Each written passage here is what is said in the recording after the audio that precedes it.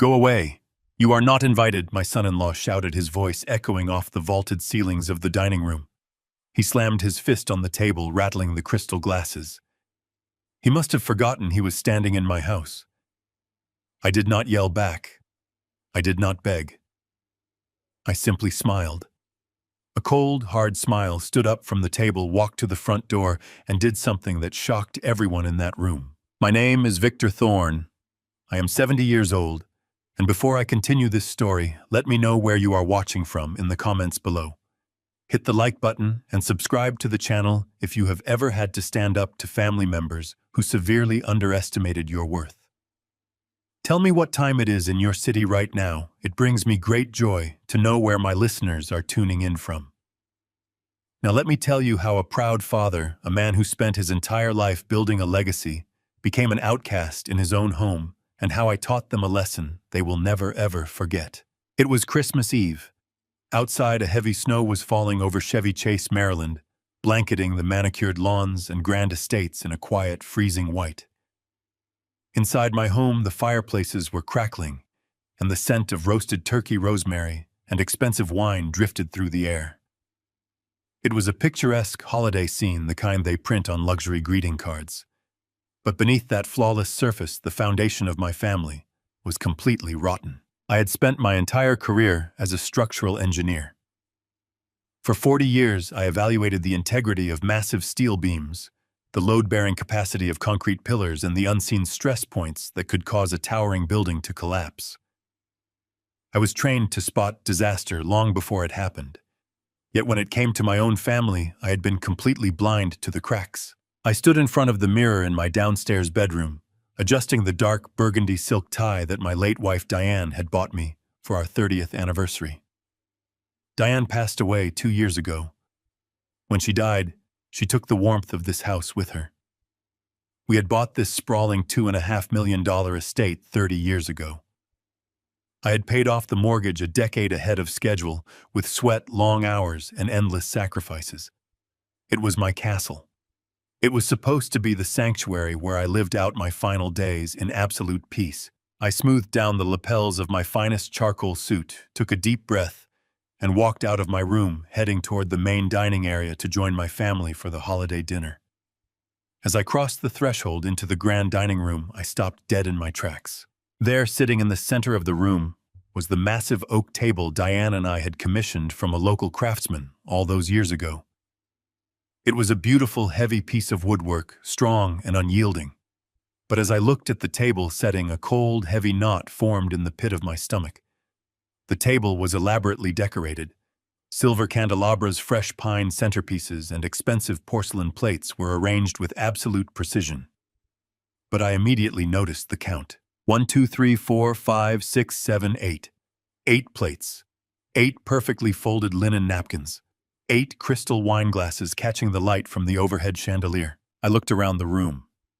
My son-in-law, Derek Mitchell, 34 years old and wearing a tailored suit that cost more than a reliable used car, was pouring champagne. My daughter, Rachel, 32 years old, the only child Diane and I ever had, was nervously arranging the silverware. Derek's parents were seated on the far side of the table, sipping their drinks with an air of unearned superiority. And then there were the guests. 4 men I had never seen before in my life. They wore sharp, expensive suits, their hair slicked back, their eyes cold and calculating. They did not look like friends. They looked like predators. I counted again. Derek, Rachel, Derek's parents, and the 4 strangers. That made 8 people. There were 8 chairs pulled up to the table. There was no place setting for me. There was no chair for me. I stood there in the doorway, staring at the polished oak wood, feeling a profound sense of isolation wash over me. How did I become a ghost in my own house? I remembered the long nights I spent drafting blueprints, the weekends I sacrificed missing my daughter's school plays just so I could put enough money away to secure her future. I remembered signing the final check that paid this house off in full. I had given Rachel everything. And when Derek came into the picture with his smooth talk and his supposedly brilliant startup company, I welcomed him with open arms. When Diane passed away, the house had felt painfully empty. Rachel and Derek had approached me with a seemingly loving proposal. They asked to move in. They said they wanted to take care of me in my old age, to make sure I wasn't lonely, all while they saved up capital for Derek's expanding business. I was grieving, vulnerable, and desperate for family connection. So I said yes. I had let the Trojan horse through my front gates. Over the last 8 months, I had been slowly and methodically pushed to the margins of my own life. It started with small requests, tiny compromises that I agreed to for the sake of peace. They took over my library. They moved me into the basement. But standing in this dining room looking at a table where I had literally been erased from the guest list on Christmas Eve, the brutal reality finally shattered my denial. I was not a respected elder in this house. I was an inconvenience. I felt the anger rising in my chest, a hot, blinding fury. But my engineering mind took over. Anger makes you reckless. Calmness makes you dangerous. I did not yell. I did not ask why I was excluded. Instead, I turned on my heel, walked quietly down the hall to my private study, and grabbed my heavy leather-backed reading chair. I gripped the armrests tightly and dragged it out of the study and straight down the hallway. The heavy wooden legs scraped against the pristine hardwood floors, letting out a loud, grating screech that echoed through the entire house. The polite, superficial chatter in the dining room instantly died. I dragged the chair right to the head of the table, the very spot where I had sat for 30 years. I wedged it roughly between Derek and one of his slick-suited guests. I walked over to the antique buffet cabinet, grabbed a spare ceramic plate and a silver fork, and set them down in front of me. Then I sat down. I looked around the table, meeting the eyes of every single person in the room, my face completely devoid of emotion. The silence was absolute. It was thick enough to choke on. The 4 strangers exchanged confused, irritated glances. Derek's parents looked at me with open disgust, as if a vagrant had just wandered in off the street and crashed their royal banquet. And Rachel, my daughter, the girl I had carried on my shoulders and protected from the harshness of the world. She looked down at her lap, her face flushed with embarrassment, completely avoiding my eyes. She was too cowardly to defend the father who had given her the very ground she was standing on. Derek's face turned a violent shade of crimson. The vein in his neck throbbed against his stiff white collar. He stood up so fast his chair slammed against the wall behind him. He slammed his fist onto the oak table. The silverware jumped, and the crystal glasses clinked sharply against each other. "What the hell do you think you are doing?" Derek hissed, leaning over the table, his eyes filled with venom and rage. "Go away! You are not invited to this dinner!" He was shouting at me. In the house that I owned, over the table that I bought. I did not flinch. I did not raise my voice. I looked at his red, furious face and I smiled. It was a slow, calculating smile that made the anger in his eyes flicker into sudden hesitation. I calmly placed my silver fork down on my empty plate. I stood up, smoothing the wrinkles from my charcoal suit. "Enjoy your dinner, Derek," I said softly, my voice perfectly steady. I turned my back on them and walked slowly toward the front foyer. I could hear Derek scoffing behind me, muttering to his guests about his crazy senile father-in-law. They all thought I was retreating. They thought I had been defeated, humiliated, and broken. They thought I was walking out into the freezing snow to hide my shame. But as my hand wrapped firmly around the cold brass doorknob, a quiet sense of triumph settled over me.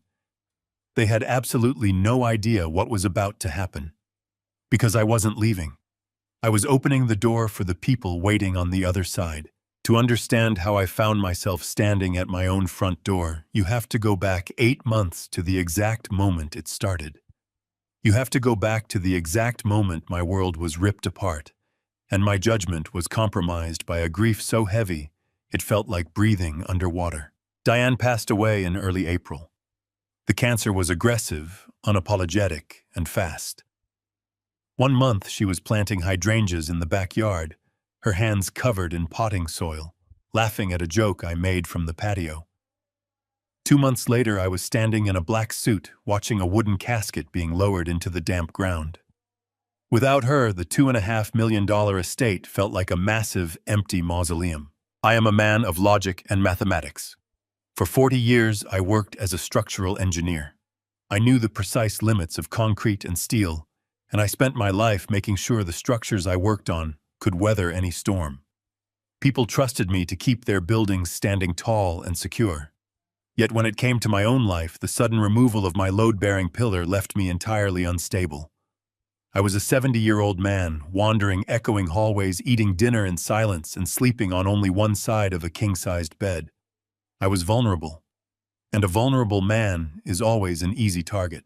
It was a rainy Sunday afternoon, barely 3 weeks after Diane's funeral, when Rachel and Derek came over. We sat in the living room. Rachel looked around, her eyes lingering on the empty spaces where her mother's presence used to be so commanding. Derek sat beside her, leaning forward, resting his elbows on his knees. He had that earnest expression he always wore when he was about to make a pitch. "Dad, we have been talking." Rachel began, her voice soft and trembling with a concern. "We hate seeing you here all by yourself. Mom wouldn't want you to be alone in this massive house. It is too much for one person." I sighed, looking down at my coffee cup. "I am managing Rachel. It is just quiet, that is all." Derek gently placed his hand over Rachel's painting, a perfect picture of the supportive, caring husband. "Victor, we want to help. My tech startup is entering a crucial expansion phase right now. We are looking to scale our operations, which means we need to redirect a significant portion of our personal capital into the business for the next year or two.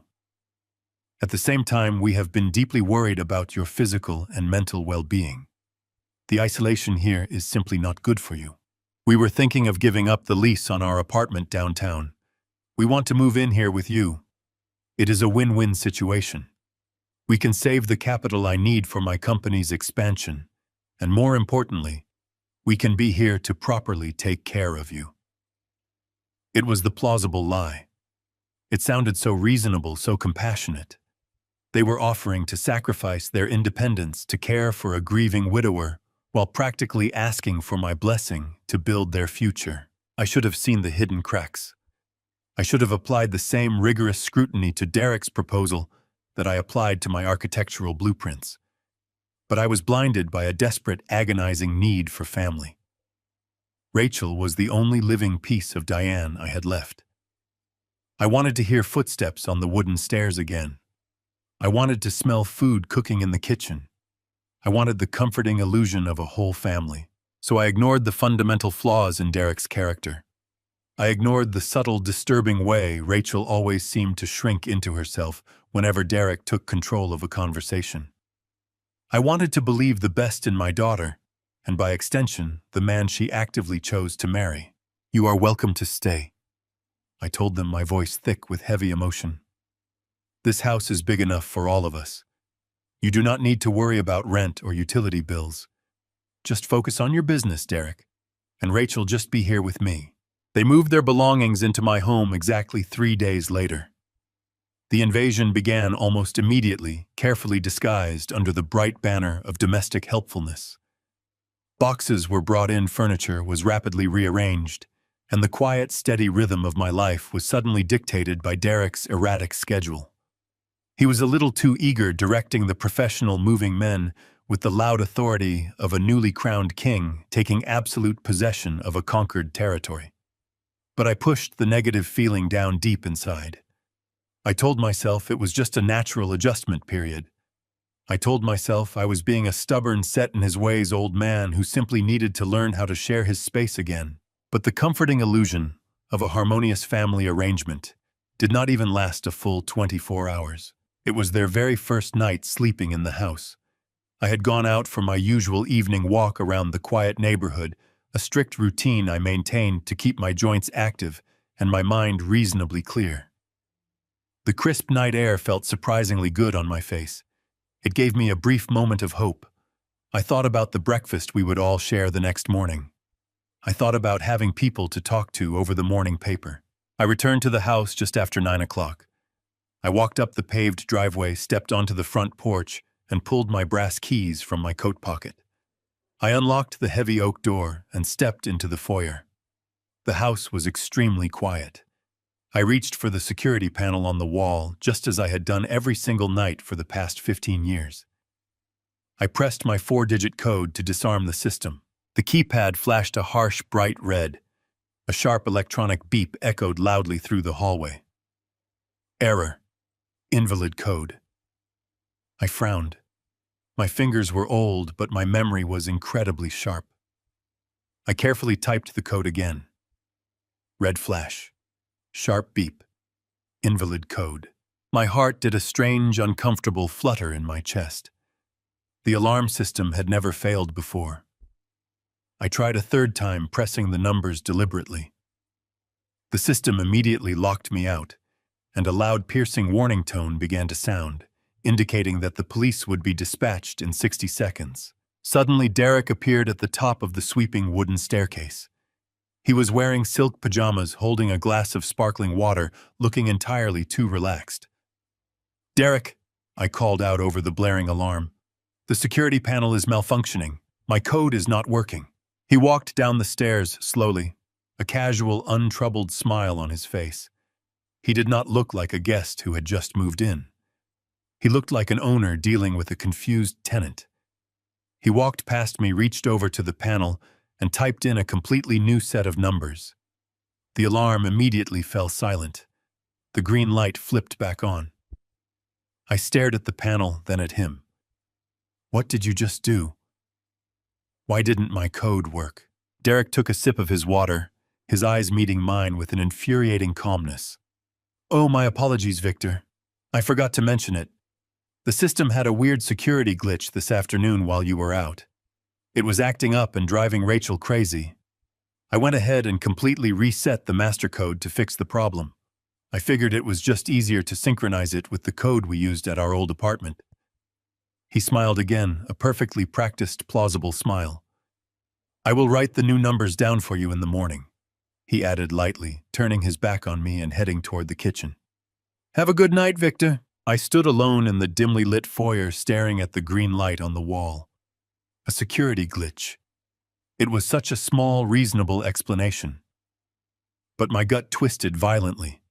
You do not change the master security code of another man's house on your first night living there unless you are sending a message. He had locked me out of my own system, and he had done it right to my face. I stood there paralyzed by his audacity, realizing I had made a terrible mistake. I had invited a parasite into my sanctuary. The man my daughter married didn't see me as a grieving father who needed companionship. He saw me as a naive, helpless obstacle standing in the way of his ambitions. I took a slow, deep breath, feeling the cold air. The blinking green light on the security panel felt like a mockery. I stood in the silent foyer for a long time after Derek walked away. I told myself to be incredibly patient. I told myself that Derek was just an arrogant, overeager young man who lacked basic manners and proper boundaries. I tried to convince myself that Rachel would eventually step in. But the sturdy foundation of my life in this house had already begun to shift in ways I could no longer ignore. Over the next few weeks, the subtle microaggressions quickly evolved into a calculated, agonizing takeover. It was a masterclass in slow eviction. Derek did not conquer the house with shouting or physical force. He took it over like toxic black mold spreading behind the drywall, silent and insidious, until the rot was everywhere. The first true casualty of this silent war was my beloved library. For over 3 decades, that specific room had been my ultimate sanctuary. It was a grand space lined from the floor to the vaulted ceiling with dark custom walnut bookshelves. Those shelves held hundreds of architectural volumes, structural engineering manuals, and original blueprints from buildings I spent my life designing. On the walls hung my framed degrees, engineering licenses, and the lifetime achievement awards I earned through grueling dedication to my craft. Diane used to sit in the plush leather armchair by the large bay window, quietly reading her romance novels while I drafted technical designs at my heavy oak desk. One Tuesday afternoon, I returned home from picking up groceries at the local market. The house was uncharacteristically loud. I walked down the main hallway toward the kitchen to put away the fresh produce. As I passed the library, I abruptly stopped. The heavy wooden double doors were propped wide open.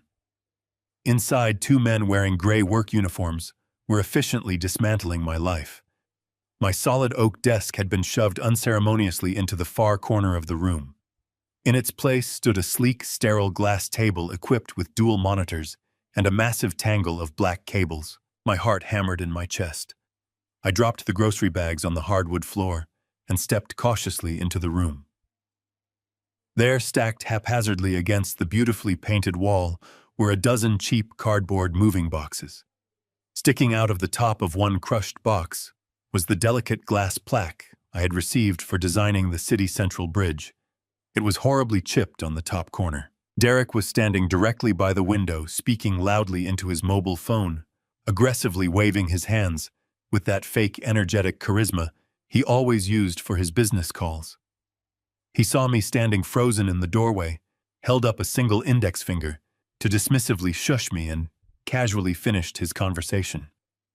When he finally hung up the phone, he turned to face me with a bright, entirely artificial smile. "Victor, good you are finally home," Derek said cheerfully, completely ignoring the absolute shock written all over my face. "I hope you do not mind the sudden mess. My startup is entering a massive hyper-growth phase right now, and I absolutely needed a proper dedicated headquarters. The investors need to see a highly professional background when we do our video conferences. A dedicated corporate workspace is crucial right now for our branding." I stared blankly at the cardboard boxes holding 40 years of my professional legacy. "You boxed up my engineering awards. You took down my framed blueprints without asking me. This is my private library, Derek." He let out a short, highly dismissive sigh, clearly annoyed that I was not eagerly cooperating with his grand vision. "Victor, let us be practical here for a minute. You are a retired man. You do not draft blueprints anymore. You just sit in here and read old books. The company desperately needs this space to generate actual revenue for our future. We are a family now, and family requires practical compromises to succeed." He walked right past me, patting my shoulder patronizingly as he headed toward the kitchen. I felt my hands balling into tight, shaking fists. The sheer disrespect was staggering. I immediately sought out Rachel. I found her hiding in the sunroom, curled up tightly on the floral sofa, scrolling aimlessly on her tablet. I stood firmly before her, struggling intensely to keep my voice steady. "Rachel, your husband just packed my entire library into cheap cardboard boxes. He completely took over my space without even having the basic decency to ask for my permission. You need to talk to him right now. This behavior is absolutely unacceptable." Rachel did not look up right away. When she finally raised her eyes to meet mine, I saw the carefully rehearsed expression already waiting for me. It was the plausible lie heavily coated in a thick, suffocating layer of fake filial concern. "Dad, please do not be difficult about this situation," she said softly, adopting a soothing tone one might use to placate a confused, irrational toddler. "Derek is under an enormous amount of stress right now with the business launch. He really needs a quiet, professional place to work without any distractions. He can easily work in the spare guest bedroom upstairs." I argued, my frustration mounting rapidly. "The library is my private space. It holds my entire career." Rachel stood up slowly, placing her warm hands gently on my arms. "Dad, we actually wanted to talk to you about the bedrooms anyway. Derek and I have been discussing your current living situation. We noticed you have been struggling a lot lately. Your knees are getting really bad. I saw you wincing when you walked up the main stairs last week." My knees were perfectly fine. I walked 2 miles every single evening without a single complaint or ache. I stared at my daughter silently, waiting for the trap to spring shut. "We strongly think it is best if you move down into the basement guest suite," Rachel continued smoothly, her eyes wide with manufactured theatrical worry. "There are absolutely no stairs to climb from the garage entrance. It is completely safe. It has its own little private bathroom. You will have so much more privacy down there, away from all of Derek's loud business meetings. It is just safer for you, Dad. We worry so much about you falling and getting seriously hurt while we are busy working." The betrayal hit me like a heavy physical blow to the chest. She was weaponizing my age against me. She was framing my forced eviction from the main floors of my own home as an act of pure loving care. The basement guest suite was essentially a glorified storage area. It had a single small, high window that barely let in any natural sunlight. It was constantly damp, uncomfortably cold, and entirely isolated from the rest of the living spaces. "You want to put me in the basement," I stated flatly. The bitter words tasted like dry ash in my mouth. "It is a private suite, Dad," she corrected quickly, stepping back as if my flat tone genuinely frightened her. "It is for your own good. We just want you to be comfortable and secure. Please do not make this harder than it has to be." I looked deeply at my daughter, the little girl I had patiently taught to ride a bicycle in our driveway. The young woman whose expensive college tuition I had paid in full without hesitation. She was standing in the very house I bought with my blood and sweat, politely telling me to descend into the cold earth so her arrogant husband could play businessman in my sanctuary. I did not argue. Arguing with a committed liar only gives them the opportunity to invent more lies. I simply turned around, walked away, and began the agonizing, heartbreaking process of packing my clothes. Moving my life into the basement took 3 long, exhausting days. Every single trip down those creaky wooden stairs felt like a literal descent into permanent exile. I carefully arranged my clothes in the small, musty closet. I set up a small reading lamp next to the modest, firm bed. The silence down there was profoundly oppressive.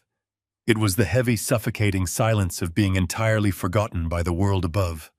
I could easily hear their footsteps moving briskly across the hardwood floors above my head, a constant mocking reminder of the vibrant life that was continuing without me. I desperately tried to find some small solace in the fact that I was helping my daughter. I repeated her words in my head over and over again. She said it was strictly for my safety. She said they cared about my well-being. I desperately wanted to believe the plausible lie. I wanted to fiercely cling to the illusion that this was a temporary, necessary sacrifice for the sake of lasting family harmony. But that fragile illusion was violently shattered late that very same night. It was well past midnight. I was lying rigidly in the basement bed, staring blankly up at the low ceiling, listening to the rhythmic droning hum of the basement furnace. The grand house above was completely dark and still. Suddenly, a heavy scraping, dragging sound reverberated loudly through the floorboards. It was coming directly from the master bedroom, the beautiful room that had been mine and Diane's for 30 years. The sudden sound was loud, rough, and unmistakable.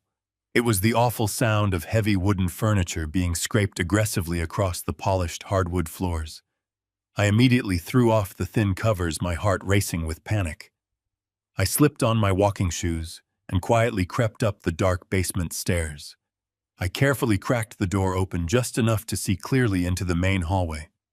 The heavy front door was propped wide open, letting in a biting gust of freezing wind. Derek was struggling to physically push a large, extremely heavy piece of furniture out the front door, awkwardly maneuvering it toward the edge of the paved driveway, where a massive rented dumpster had been parked earlier that afternoon. The pale moonlight caught the intricate hand-carved floral patterns on the dark wood. It was Diane's antique vanity. It was the beautiful vanity where my wife had sat every single morning to brush her hair. It was the vanity she had deeply cherished, a priceless family heirloom passed down from her beloved grandmother. I had specifically asked Rachel to keep it totally safe in the master bedroom because it held so much profound, sentimental value to me. Derek shoved the vanity hard with his shoulder. It tipped violently over the edge of the porch, crashing violently down the concrete front steps. I distinctly heard the sickening, sharp sound of the antique wood splintering and cracking upon heavy impact with the frozen driveway. He dragged the broken, shattered pieces across the wet pavement and casually heaved them into the rusted metal dumpster. He wiped his hands on his expensive pants, pulled out his phone, and typed a quick message, completely unbothered by the sheer fact that he had just callously destroyed a priceless piece of my late wife's history. I stood frozen in the dark shadows of the stairwell, my breath completely catching in my dry throat. This was not about making practical space. This was not about my bad knees or my physical safety. This was a systematic, deliberate, and cruel eradication of my existence from this property. They were not just quietly taking over my house. They were throwing my entire life into the trash. The morning after the vanity was destroyed, I did not confront Derek. I sat quietly at the small table in my basement suite sipping black coffee and applied the logic of a structural engineer to my life. A massive concrete foundation never cracks without immense pressure. Buildings do not simply collapse overnight. There are always microscopic stress fractures. Derek was applying immense pressure to my life, systematically isolating me and erasing my presence from the main floors. What was the structural motive? The sheer aggression behind throwing Diane's antique vanity into a rusted dumpster spoke of a man who felt absolute ownership. He was acting like a man who had already claimed the property as his own. I needed to find the hidden stress point. I needed to understand what was fundamentally driving his arrogant behavior. So I stopped being a grieving, accommodating father and became a silent, meticulous observer in my own home. I watched Derek closely over the next 2 weeks, looking for any irregular patterns in his daily routine. Soon, a glaring anomaly presented itself. Derek claimed to be running a successful technology startup. He spent hours locked inside my former library, speaking loudly on conference calls. Yet for a man entirely focused on the digital future, he had developed a strange, obsessive fixation with the physical mail. Our postal worker Thomas usually arrived around 11 in the morning. For 15 years, the mail would simply drop through the brass slot in the front door. But now Derek was intercepting it. Every morning, precisely at 10:50, Derek walked out to the front porch with a coffee. He waited there until Thomas arrived. Derek took the stack of envelopes directly from Thomas's hands, smiled, exchanged brief words, and immediately retreated inside. He then locked himself in the library for an hour. When the sorted mail made its way to the kitchen counter for Rachel and me to review it, consisted entirely of grocery store flyers, local restaurant coupons, and utility bills. There was never anything of substance. Why was a supposedly wealthy, successful technology entrepreneur waiting for the postal worker like a starving dog, waiting for a scrap of meat every single day without fail? What was coming through the physical mail that he absolutely had to intercept before anyone else living in the house could finally open and see it? The opportunity to find out arrived on a freezing Tuesday afternoon. Rachel and Derek announced they were heading into downtown Washington for a lunch meeting with potential new investors. They dressed in their finest clothes, kissed me on the cheek with fake warmth, and drove away in their polished car. As soon as their taillights vanished down the street, I moved. I walked up the basement stairs and headed straight for the attached garage. I bypassed the standard trash cans and moved directly to the large blue recycling bin tucked away in the corner. Derek was meticulous about his image, but arrogant men often become sloppy when they believe no one is watching them. He had purchased a heavy-duty paper shredder for his new office to protect sensitive corporate documents, but he emptied the shredded plastic bin directly into our unlined household recycling container. I lifted the heavy blue lid. Inside was a mountain of white paper strips, a chaotic, tangled mess of destroyed information. I plunged my hands into the freezing bin, scooping up large handfuls of the shredded documents and dumped them into a large plastic garbage bag. I carried the bag back down the stairs into the damp isolation of my basement suite. I emptied the pile of white strips onto my bed and turned on my reading lamp. It looked like an impossible puzzle, thousands of jagged pieces of paper completely mixed together. But I had spent 4 decades solving incredibly complex structural equations for towering skyscrapers and bridges. I had the absolute patience of a desperate man who knew his ultimate survival depended entirely on finding the absolute, undeniable truth. I began sorting the strips by color and texture.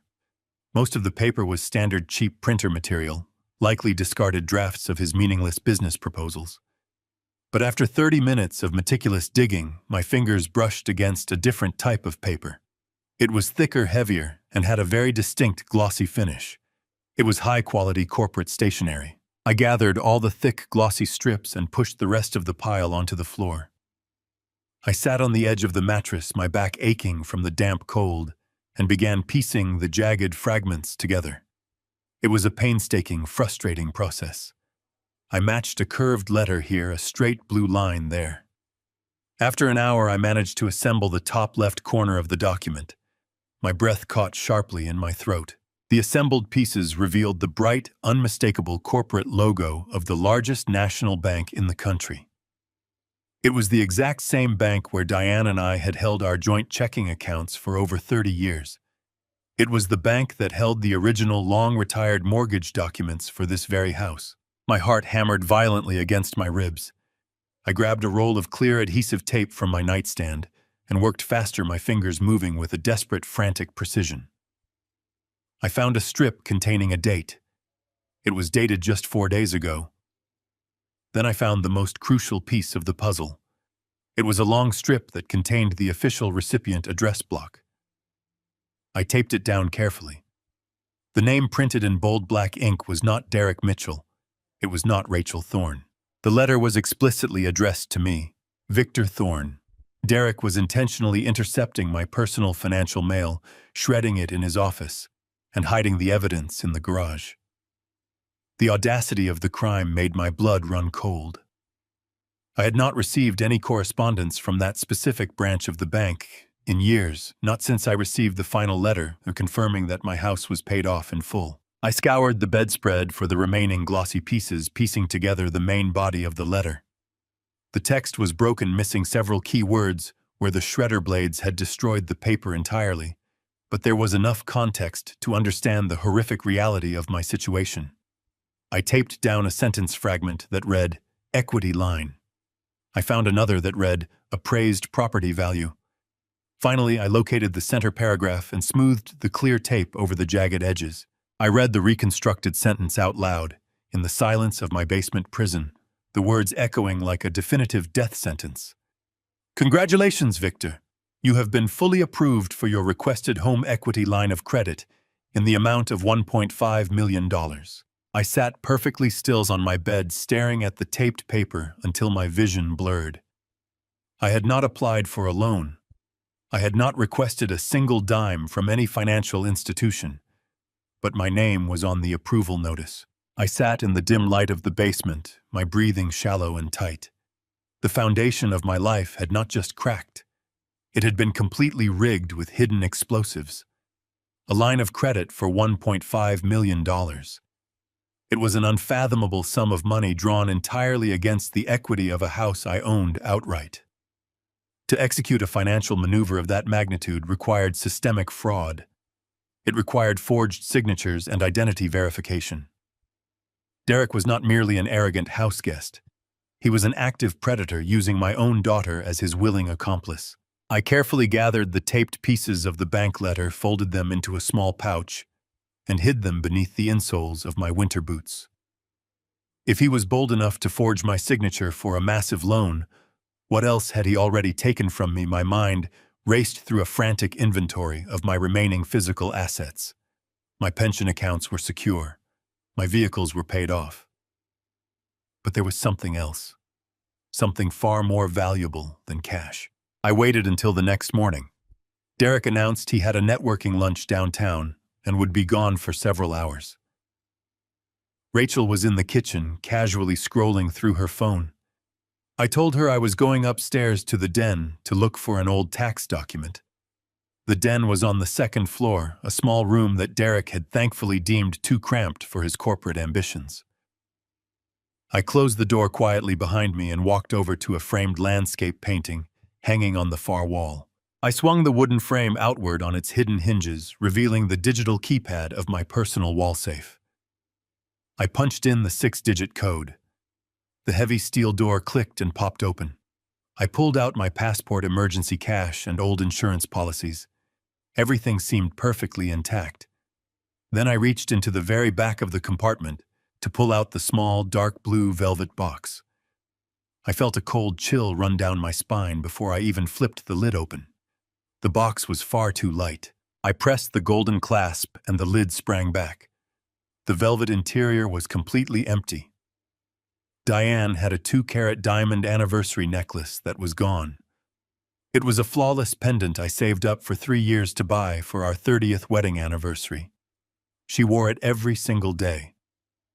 I had placed it in this safe the afternoon she passed away, unable to bear the sight of it, sitting on her empty dresser.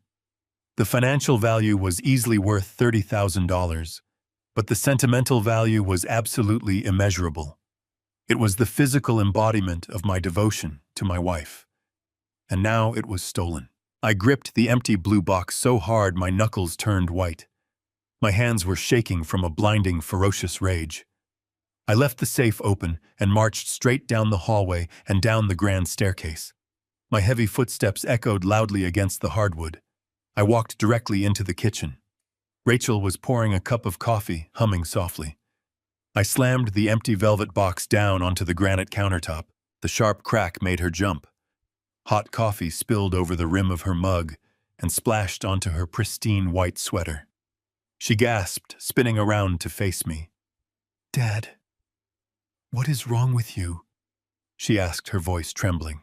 "Where is your mother diamond necklace, Rachel?" I asked, my voice dangerously low and steady. Rachel froze. The color instantly drained from her face, leaving her looking completely pale and sickly.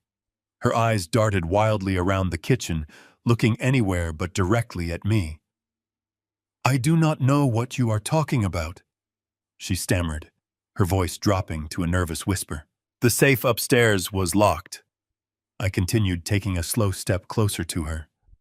"The only people who know the combination to that specific safe are me, your late mother, and you. I checked it just now. The box is empty. Where is the necklace?" Small beads of sweat formed on her forehead. She backed away, gripping the edge of the kitchen island. "Dad, I swear I have not touched it. You must have moved it somewhere else. Do not lie to me in my own house." I warned her, the absolute fury finally breaking through my composed exterior. "That necklace has not moved from that safe in 2 years." Before she could formulate another pathetic excuse, the heavy oak front door swung open. Derek strolled into the kitchen, taking off his expensive wool coat. He immediately sensed the high tension in the room. His eyes flicked from my furious face to the empty velvet box on the counter, and then to his terrified wife. He did not look surprised. He looked annoyed. "What is going on here?" Derek asked, stepping smoothly between me and Rachel. He crossed his arms over his chest, taking a dominant, aggressive stance. "The diamond anniversary necklace I gave Diane is missing from my personal wall safe," I told him, refusing to back down. "And Rachel is the only other person alive who has the access code." Derek let out a long, exaggerated sigh. He uncrossed his arms and gave me a look of deep, patronizing pity. It was a performance worthy of a stage actor. "Come on, old man," Derek said, his tone dripping with condescension. "Listen to yourself right now. You are aggressively accusing your own daughter of being a common thief over a piece of jewelry. You probably misplaced yourself." "I did not misplace anything," I said firmly. Derek stepped closer to me, lowering his voice into a soothing, incredibly insulting register. "Victor, let us be completely honest here. The stress of living alone in this big house, the grief over losing Diane, it has been terribly hard on you. Your memory is clearly failing. You have been slipping lately. Do you not remember our conversation last month? You told me you were worried about keeping such valuable items in a simple wall safe. You said you moved the diamond necklace down to your safety deposit box at the downtown bank branch for better security." I stared at him, feeling the absolute audacity of his lie wash over me. He was actively trying to rewrite my own reality. He was orchestrating a massive campaign of psychological manipulation, hoping to make me doubt my own mind. He wanted to lay the groundwork for declaring me mentally incompetent, just as I had suspected. I looked at Rachel. She was completely silent, refusing to meet my gaze, quietly allowing her husband to paint me as a senile, confused old fool. I realized in that exact moment that fighting them right now is tactically disastrous. If I pushed back, if I screamed and called the police, they would use my emotional outburst as documented proof of my supposed mental instability. They would speed up their timeline for whatever vicious plan they were executing. I needed to swallow my pride. I needed to play the exact role they had written for me. I let my shoulders slump heavily in defeat. "I suppose my mind is playing tricks," I whispered. I walked away, catching Derek in the mirror, smirking triumphantly at Rachel. I walked down the basement stairs, counting each step, focusing on the physical sensation of the wood beneath my shoes to keep my mind completely grounded. The cruel smirk I saw in the hallway mirror was etched into my brain. It was the absolute confirmation I needed. Derek was not just stealing from me. He was actively constructing a narrative of my mental decline. If a frail 70-year-old man starts claiming his jewelry is being stolen, and his daughter and own son-in-law insist he merely lost it due to failing memory, society will always believe the younger generation. It was a terrifyingly brilliant, flawless strategy. I sat alone on my basement bed and let the cold reality settle over me. I was trapped in a psychological cage match with a man who had no moral boundaries, and my own daughter was his silent accomplice. I knew I could not confront them directly again. I had to become a ghost. I had to become the exact pathetic, frail old man they desperately wanted me to be, while maintaining the sharp, analytical mind of a master engineer in the shadows. 2 days passed in a tense, manufactured peace. I played my role perfectly. I asked Rachel the same mundane questions twice in 1 hour. I intentionally misplaced my reading glasses in the kitchen and acted profoundly confused when Derek dramatically found them for me in the living room. Every time I played the fool, I saw that familiar sickening satisfaction wash over Derek's face. He was arrogant, and arrogance breeds careless mistakes. On Thursday afternoon, the weather was exceptionally clear and brisk. I put on my heavy wool coat and my walking shoes. I walked up to the kitchen where Rachel was preparing a late lunch, and Derek was furiously typing on his laptop at the kitchen island. I announced in a weak, slightly shaky voice that I was going for a long walk around the neighborhood to clear my cloudy head. Rachel barely looked up from her chopping board, offering a dismissive nod. Derek did not even acknowledge my presence. I walked out the front door, making sure to close it with a loud, definitive thud. I walked down the long paved driveway and turned the corner, stepping out of their line of sight. But I did not continue down the street. I waited exactly 10 minutes, standing quietly behind the large brick pillar of my neighbor's fencing. Then I turned back. I moved silently, staying close to the thick, evergreen hedges that lined the perimeter of my estate. I approached the tall wooden side gate that led directly into the expansive backyard. I knew the latch was slightly rusted and prone to squeaking, so I lifted the heavy wooden panel slightly as I unlatched it, allowing it to open with absolute silence. I slipped into the backyard and concealed myself behind the large weeping willow tree near the edge of the stone patio. My garden was my absolute pride and joy. Diane and I had spent countless weekends planting the azalea bushes, laying the slate pathways, and building the large wooden pergola that provided shade during the humid summer months. It was a space designed for quiet reflection and family gatherings. But today, the sanctity of my garden was being deeply violated. Standing squarely in the middle of the manicured lawn was Derek. He was not alone. He was accompanied by 3 men I had never seen before. They were not wearing the casual attire of neighborhood friends or the standard polo shirts of local contractors. They were dressed in sharp, meticulously tailored dark suits. They wore expensive leather shoes that looked entirely out of place sinking into the soft winter grass.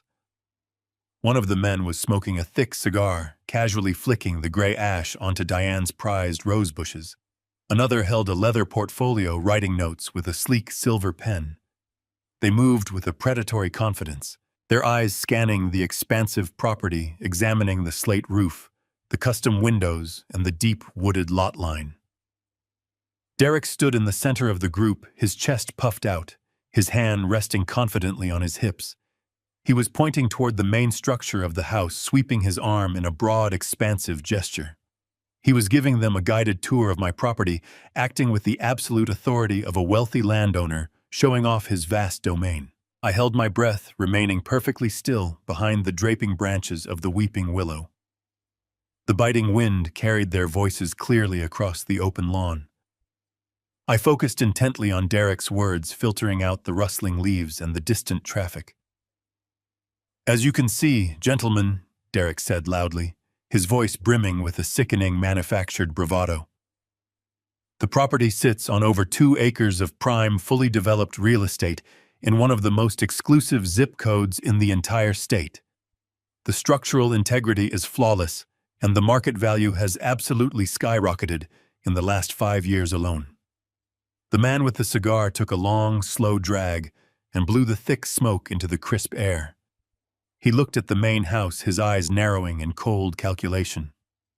"It is a substantial asset, Derek. I will give you that. The location is excellent, but we need absolute assurances. Our capital is not a charity fund. If we bridge this gap for your company, we need to know the asset is fully unencumbered and completely accessible." Derek laughed, a smooth, deeply arrogant sound that made my stomach churn with intense disgust. He stepped closer to the men, lowering his voice just slightly, but not enough to escape my hearing. "I understand your concerns, gentlemen, but I promise you there is absolutely zero risk here. You have seen the initial paperwork I provided. The collateral is rock solid. My inheritance is guaranteed." The word inheritance hit me like a physical blow. A man cannot inherit an estate from a living father-in-law. An inheritance only passes hands when the current owner is dead or legally stripped of their rights and assets entirely. My mind raced, piecing together the shredded bank letter, the missing diamonds, the gaslighting, and this secret clandestine tour of my home. They were leveraging my house to fund his failing ambitions. The man holding the leather portfolio stopped writing and looked up, his gaze drifting toward the basement windows of my suite. He tapped his silver pen against the dark leather. "What about the current title holder?" the man asked, his tone flat and purely transactional. "What about the old man? Is he going to pose a legal problem for us when the transfer hits?" Derek stuffed his hands into the pockets of his expensive wool coat. A slow, chilling smile spread across his face, revealing a darkness I had never truly comprehended until this very second. He looked back at the grand house I had built to protect my beloved family, his eyes devoid of any human empathy. "Don't worry about Victor," Derek replied, his voice dropping into a cold, ruthless whisper that carried through the freezing winter air. "He won't be a problem much longer." The chilling words hung heavily in the freezing air, an absolute promise of my impending erasure. The paralyzing shock that gripped me over the past weeks evaporated completely, replaced by crystalline clarity. Derek was not just a greedy opportunist stealing jewelry. He was a dangerous predator actively plotting my ruin.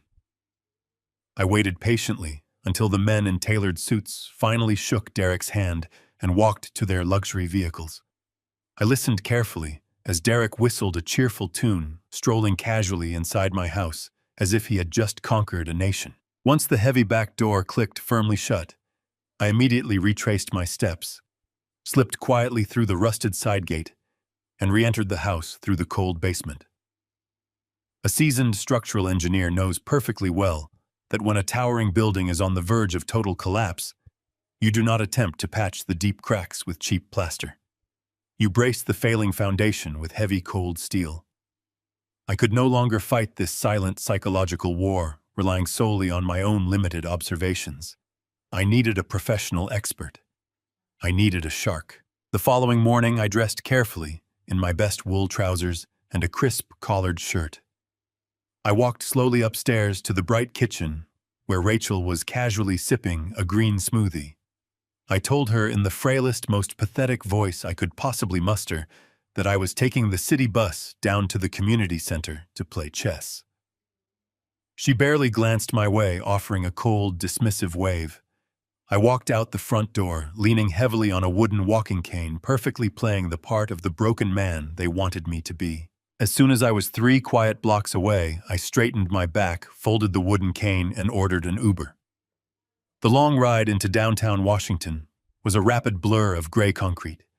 I watched the towering corporate buildings pass by massive structures that stood tall and defiant against the skyline.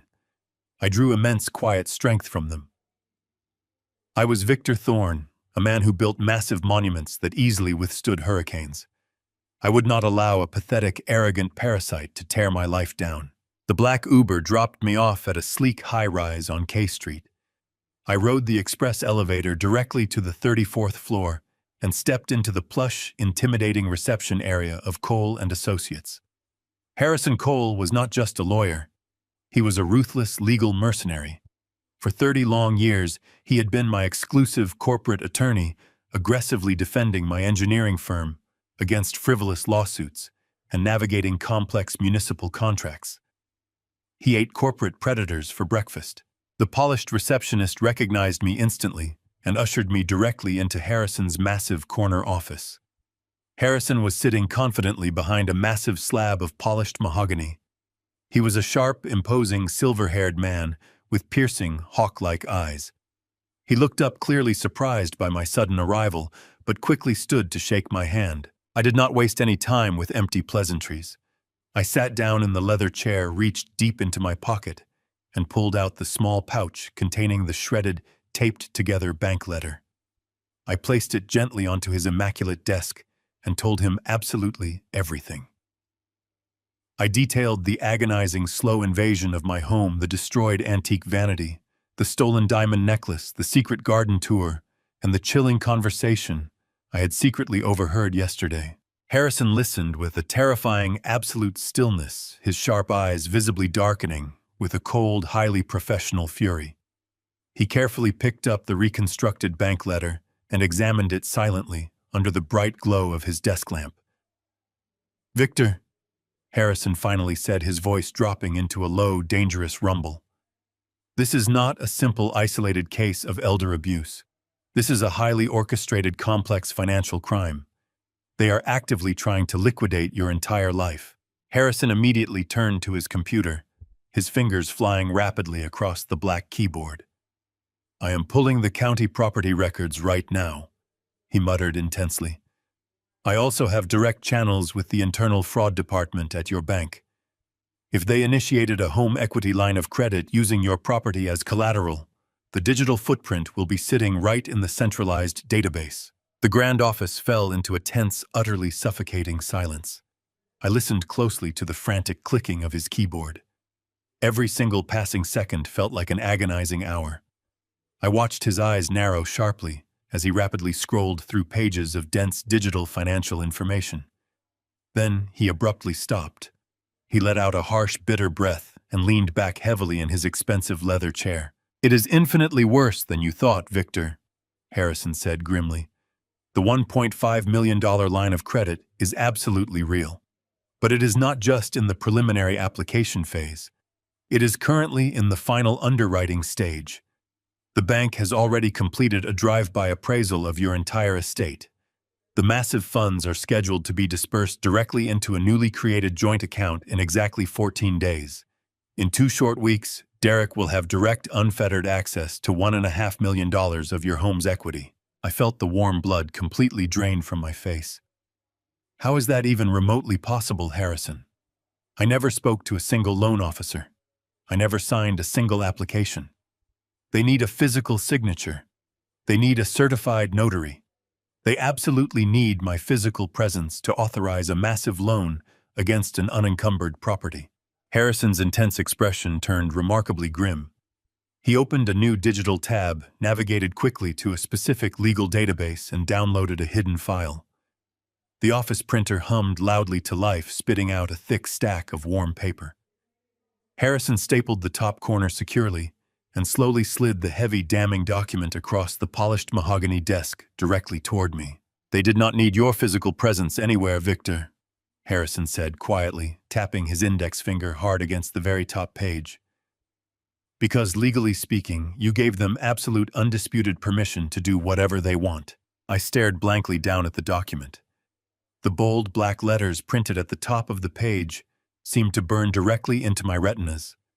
It was a comprehensive, durable power of attorney. I read the terrifying, legally binding clauses. The document granted Rachel Thorne Mitchell complete and total control over all of my financial assets, my personal banking accounts, my real estate holdings, and my healthcare decisions. It legally declared that she was fully authorized to act as my sole agent in all matters, effectively stripping me of my autonomy. "I never drafted this," I whispered softly, my voice shaking with profound, absolute horror. "I never saw this document in my entire life." "Look closely at the bottom of the very last page, Victor," Harrison explicitly instructed, his steady tone heavily laced with a simmering, lethal anger. I flipped frantically through the thick pages.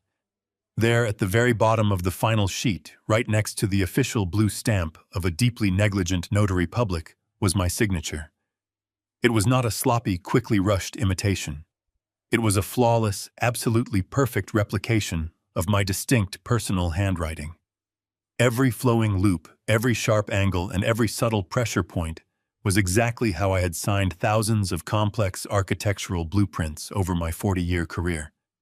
It was a master forgery. The brutal reality of Harrison's revelation hung heavily in the freezing air of the Grand Office, an absolute promise of my impending erasure.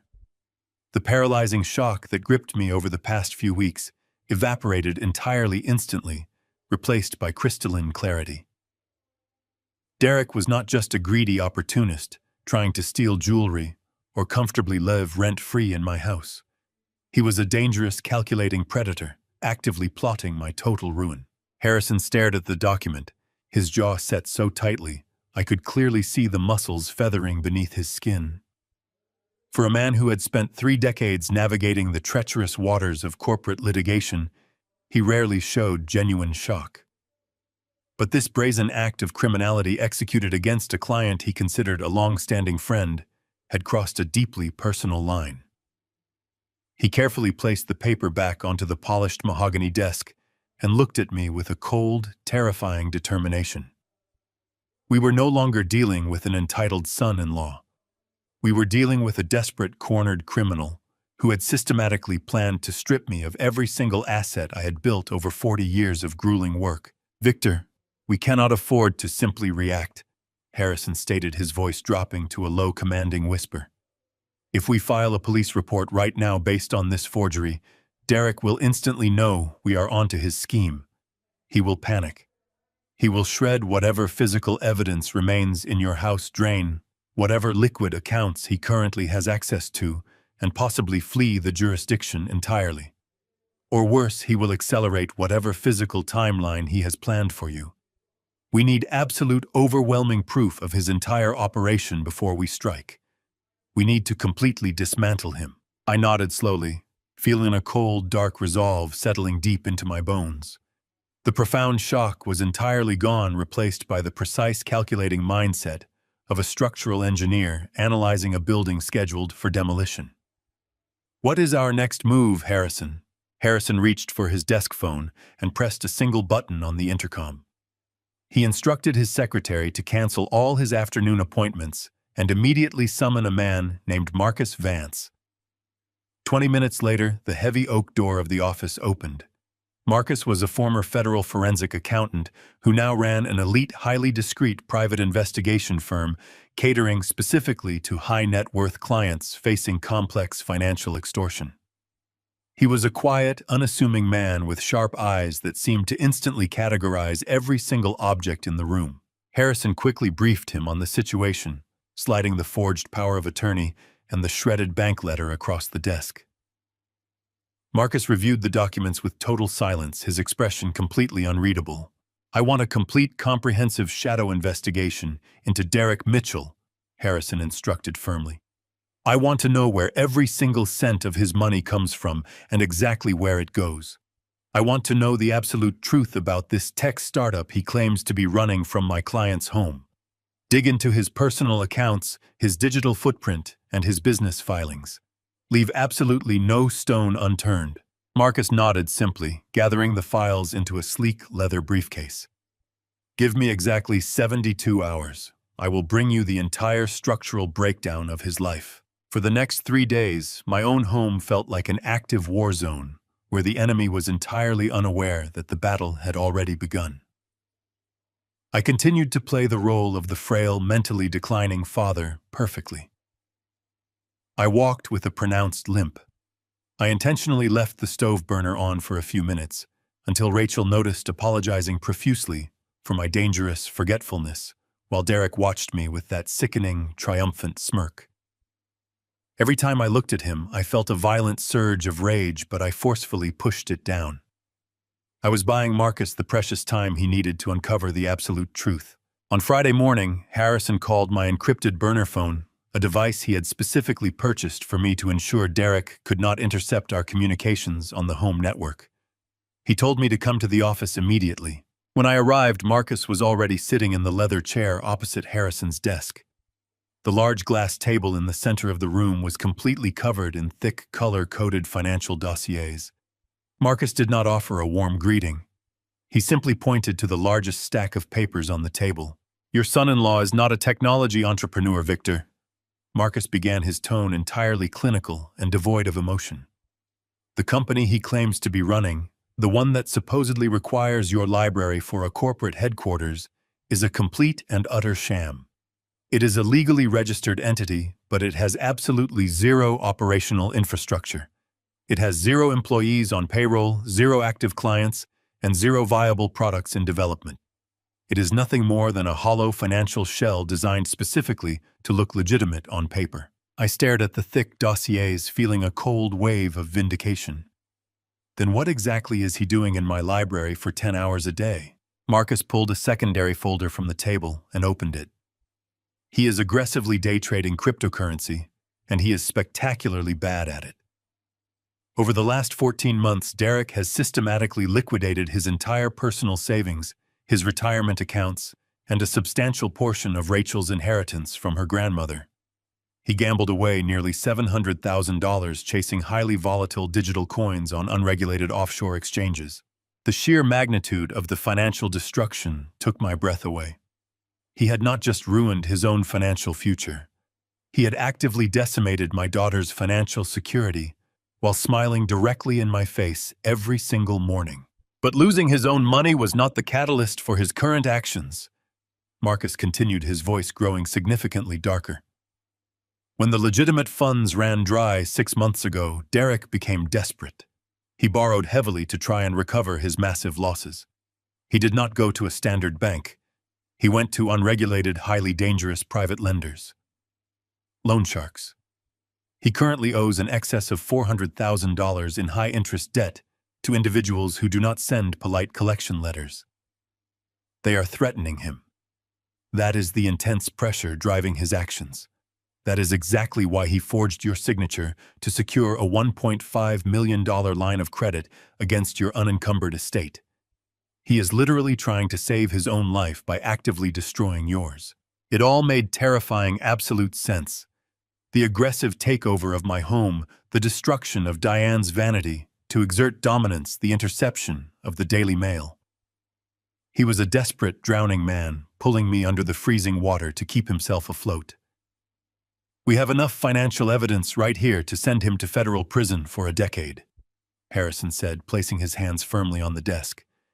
"We can initiate the legal strike tomorrow morning. There is one final piece of the puzzle you both need to see before you make your move," Marcus interrupted, pulling a single thin folder from his briefcase.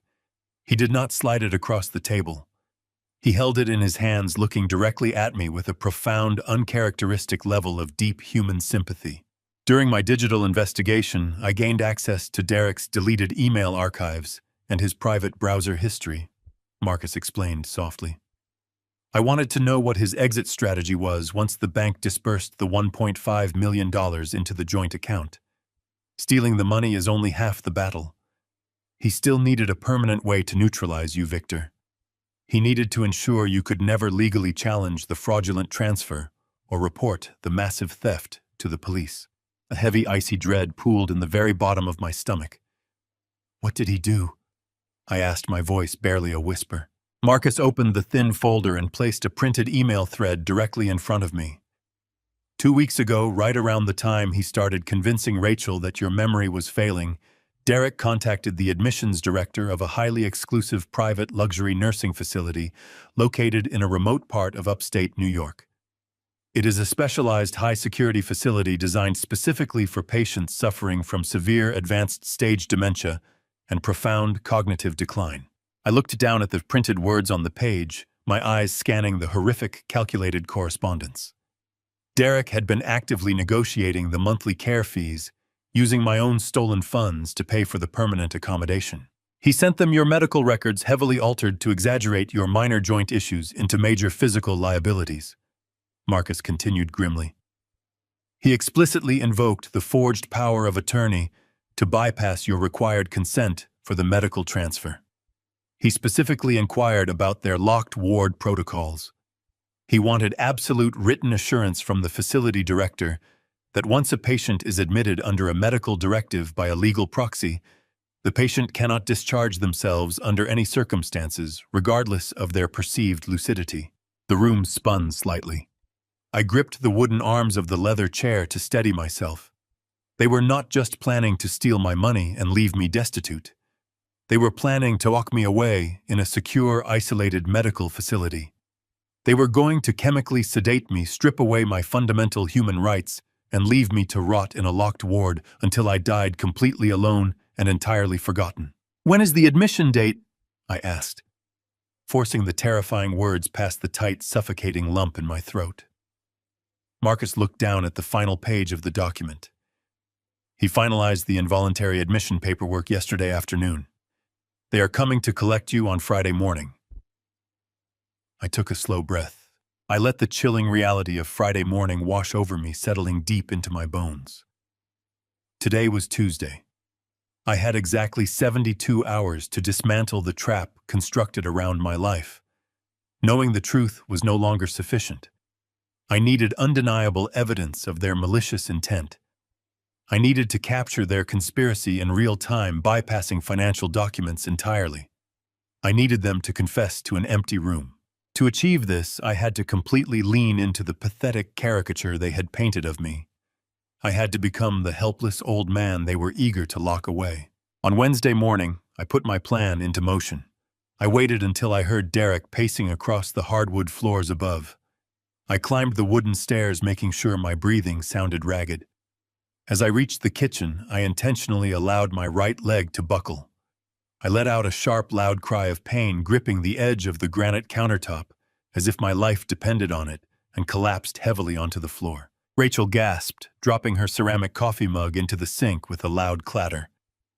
Derek stared down at me with a cold, analytical gaze. "Dad, what happened?" Rachel asked, her voice trembling slightly. "My back," I groaned, clutching my lower spine. "It is a severe spasm. I can barely move my legs. The pain is blinding." Derek crouched down. "Do you need me to call an ambulance, Victor? We can have you taken to the emergency room for an evaluation." I knew exactly what an emergency room visit meant. It meant medical records vulnerability and a fast track to the locked ward facility he had selected for me. I shook my head adamantly. "No hospitals," I rasped. "I just need uninterrupted rest. Help me get back down to my bed in the basement. I do not want to be a burden up here." The flash of profound relief that crossed Derek's face was unmistakable. A bedridden father-in-law trapped in the basement was the perfect precursor to an involuntary medical extraction on Friday morning. Derek and Rachel practically carried my dead weight down the narrow stairs. I groaned at every single step, delivering the greatest performance of my life. They deposited me onto the firm mattress. I closed my eyes, asking them to please leave me in complete darkness so I could try to sleep. "We will check on you later, Victor," Derek said smoothly. "Just rest. Do not try to move." I listened intently as their footsteps retreated up the stairs. The heavy basement door clicked shut. I waited exactly 4 hours in total silence. I did not move a single muscle. I lay there calculating the optimal angles and field of vision for what I was about to do. At 6 o'clock that evening, I heard the muffled sounds of preparation above. Rachel and Derek were getting ready to go out. Derek had bragged about a crucial dinner with his new private investors at an upscale downtown steakhouse. I heard the front door close. I listened as the heavy engine roared to life, the tires crunching against the pavement as they pulled away. The house fell into a hollow silence. I threw off the covers and stood up, my spine straight, my legs steady and strong. Hidden deep inside my heavy winter coat was a small black case I had procured directly from Marcus yesterday. It contained a set of 4 military-grade high-definition microcameras. These were sophisticated motion-activated recording units equipped with infrared night vision, extreme wide-angle lenses, and direct cellular uplink capabilities. I grabbed the case and bounded up the basement stairs. I knew every structural beam, every hidden wire, and every subtle shadow within these walls. I had built this sanctuary, and I knew exactly how to wire it. I dragged a chair to the center of the room. I popped off the cover of the corner smoke detector. Working precisely, I spliced the microcamera's wire into the electrical feed, drilling a microscopic hole for the lens to peek through. It was entirely invisible from the floor, perfectly camouflaged against the white ceiling. Next, I moved to the kitchen. This was the central hub of their daily operations, the place where Derek issued his commands, and Rachel offered her silent compliance. I climbed onto the granite countertop, reaching into the dark recess above the highest cabinet door. I secured the second camera, angling the lens downward to capture the entire kitchen island. I wired it directly into the hidden LED circuit. The final location was my former library. This was the belly of the beast, the room where he shredded my mail, forged my signature, and communicated with dangerous loan sharks.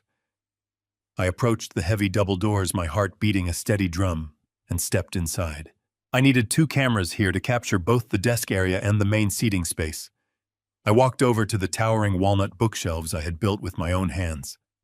I pulled out a heavy volume on Gothic architecture, carefully hollowed out the thick spine using a utility knife, and embedded the third camera.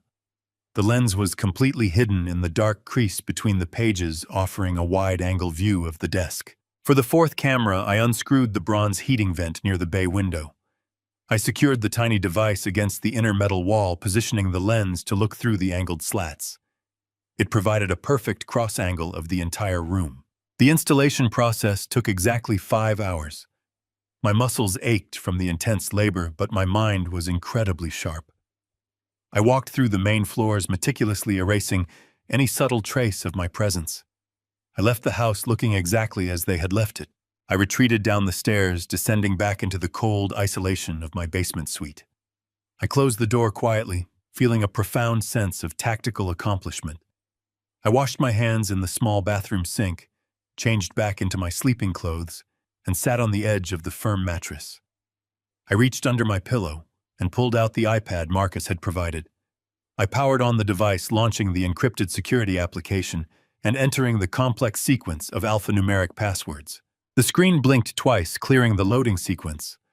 The display split into 4 distinct high-definition video feeds. I could see the grand living room, the pristine kitchen, and the 2 perfect angles of the library. The infrared sensors rendered the dark, empty house in sharp, highly detailed shades of gray and white.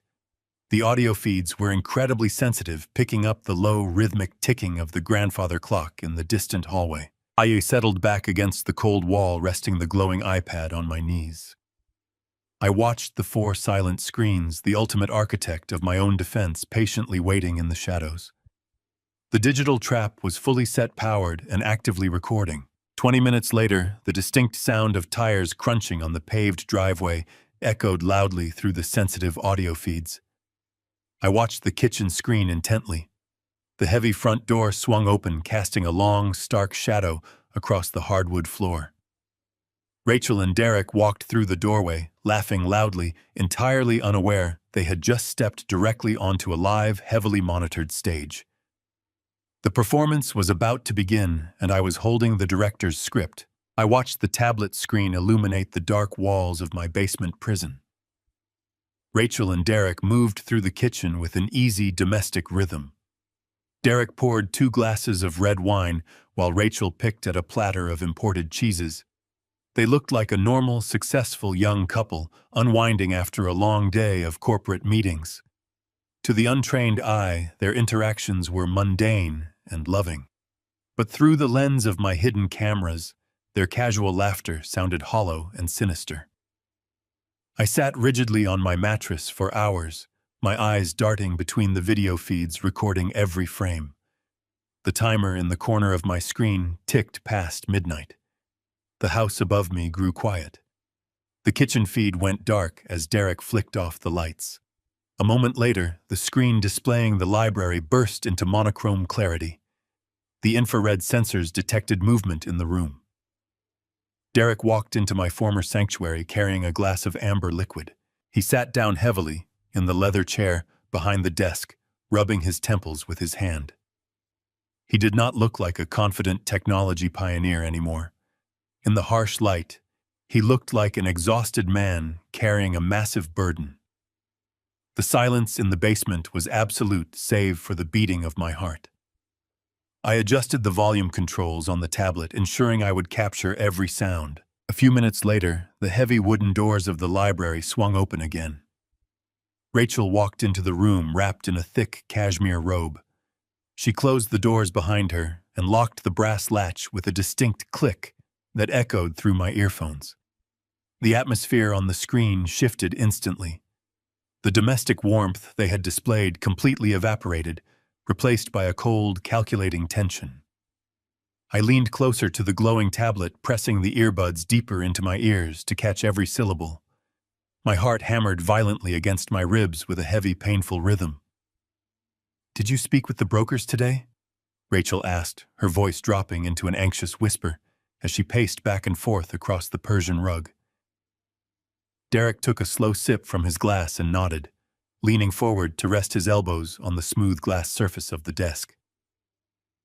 "I spent the afternoon finalizing the wire transfer protocols," Derek replied smoothly, his tone laced with a dark, triumphant energy. "The bank underwriters cleared the final property appraisal this morning. The financial paperwork is locked in. Once the $1.5 million line of credit clears our joint account on the 26th of this month, the nightmare is over. We will transfer the funds immediately. The private lenders will be paid off by noon. Those violent animals will stop calling my private numbers. My debts will be wiped clean." I watched my daughter stop pacing. She stood in front of the desk, crossing her arms tightly over her chest. I waited in the cold darkness for a natural human reaction. I waited for her to acknowledge the magnitude of the financial crime they were committing against her flesh and blood. I prayed to hear a single shred of moral hesitation in her voice. "And what are we going to do about the secondary problem?" Rachel asked flatly, her voice devoid of any human emotion. "We cannot celebrate our financial freedom if he is still wandering around the house calling his bank or trying to contact his lawyer.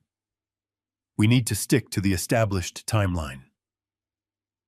The sterile detachment in her voice shattered my heart into a million pieces.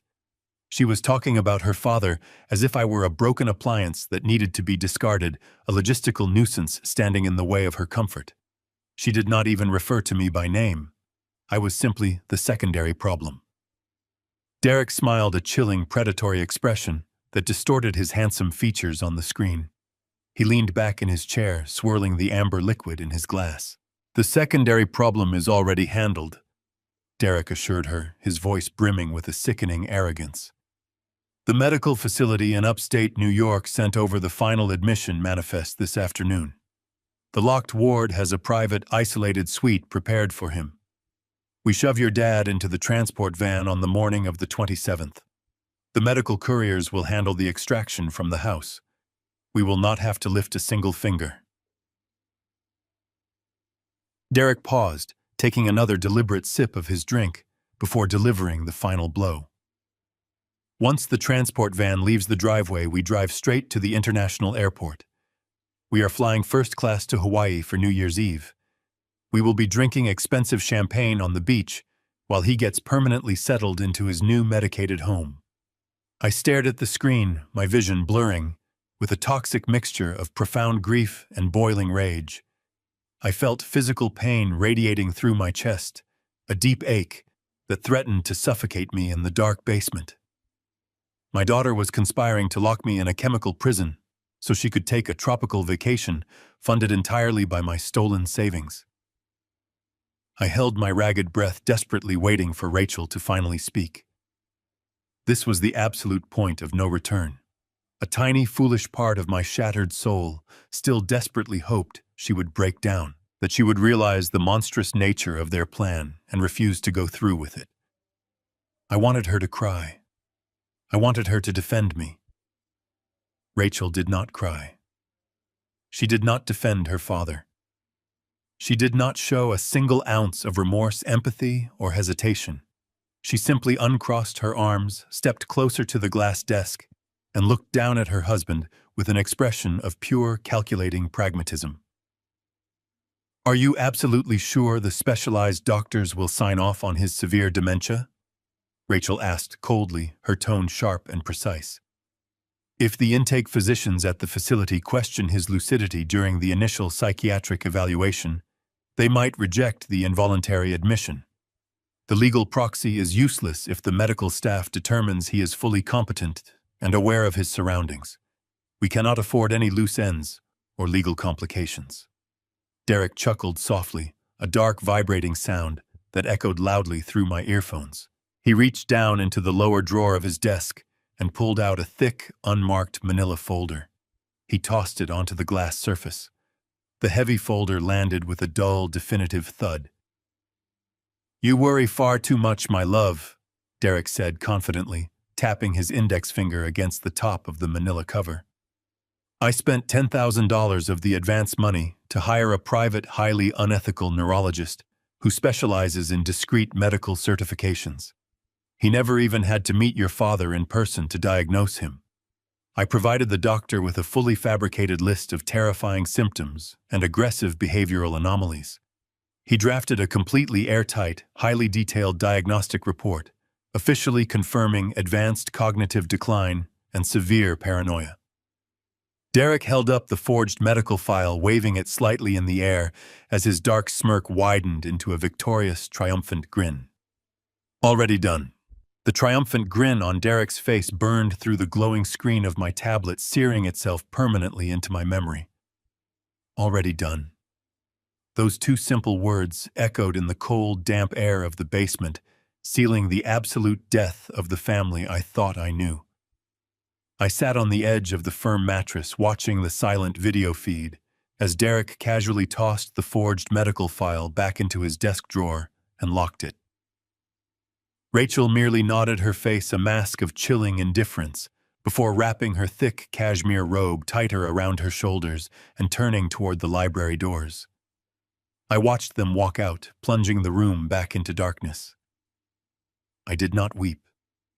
The profound, suffocating grief that had threatened to crush my chest only moments ago completely evaporated, replaced instantly by an icy, absolute resolve.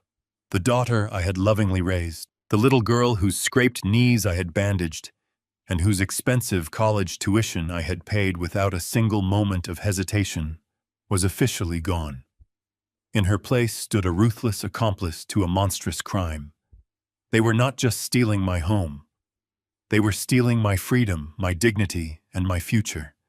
I pressed the power button on the iPad, plunging my small sanctuary into total darkness. The time for mourning was definitively over. The time for absolute destruction had arrived. When I finally opened my eyes again, pale gray light was filtering through the single narrow window near the ceiling of my basement suite. It was the early morning of Christmas Eve. Outside, a thick layer of pristine white snow blanketed the sweeping lawns of my estate, creating a picturesque winter wonderland that sharply contrasted with the ugly, rotting reality festering inside the walls of the house. For decades, Christmas Eve had been a sacred, joyous tradition in our home. Diane would spend days baking cinnamon pastries, and the house would be filled with the warm, rich scents of pine needles and roasting meats. We would sit by the crackling fireplace, listening to classic carols, cherishing the simple warmth of our family. Now the festive holiday was nothing more than a convenient ticking clock, marking the final countdown to my planned institutionalization. Tomorrow was the 26th of December. Tomorrow was the day the $1.5 million line of credit was scheduled to clear.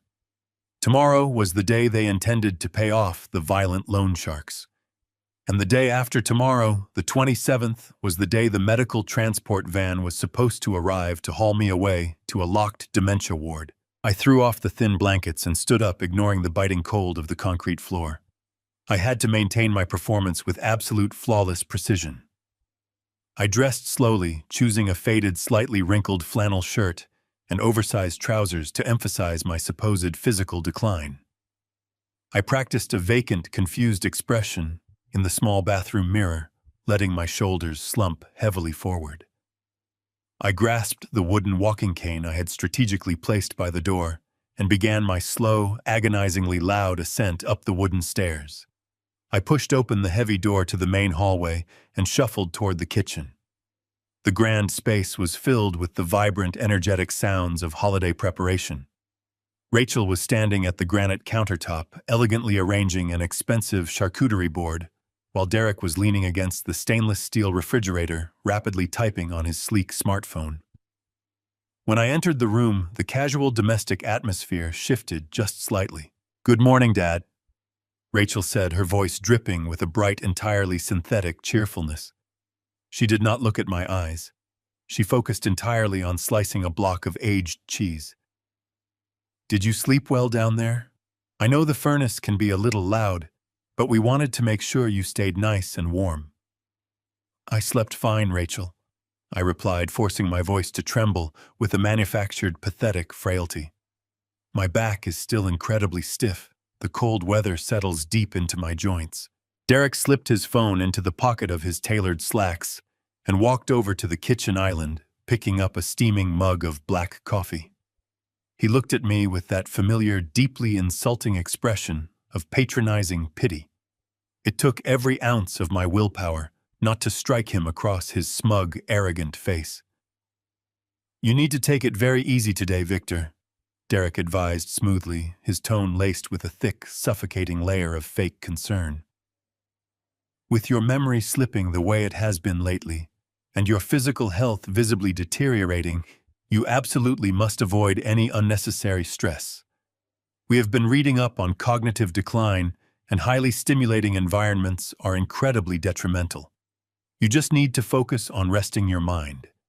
Let us handle the heavy lifting for the family. We have everything completely under control." The sheer audacity of his words was staggering. He was actively laying the final psychological groundwork for my impending disappearance, gently conditioning me to accept my role as a helpless burden. I slowly lowered myself into a wooden chair at the breakfast nook, gripping the curved handle of my cane with trembling, spotted hands. "You are right, Derek," I mumbled quietly, staring blankly at the polished hardwood floor. "My mind feels so foggy lately. I just cannot seem to keep my thoughts straight anymore.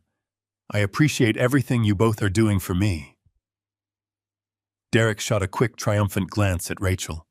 He thought I was completely broken. He thought the heavy pressure he had applied over the last 8 months had successfully crushed my spirit and shattered my mental fortitude. He had absolutely no idea that I was simply waiting for the perfect moment to detonate the foundation beneath his feet. After eating a small bowl of plain oatmeal in suffocating silence, I excused myself, claiming that the bright lights of the kitchen were giving me a terrible headache.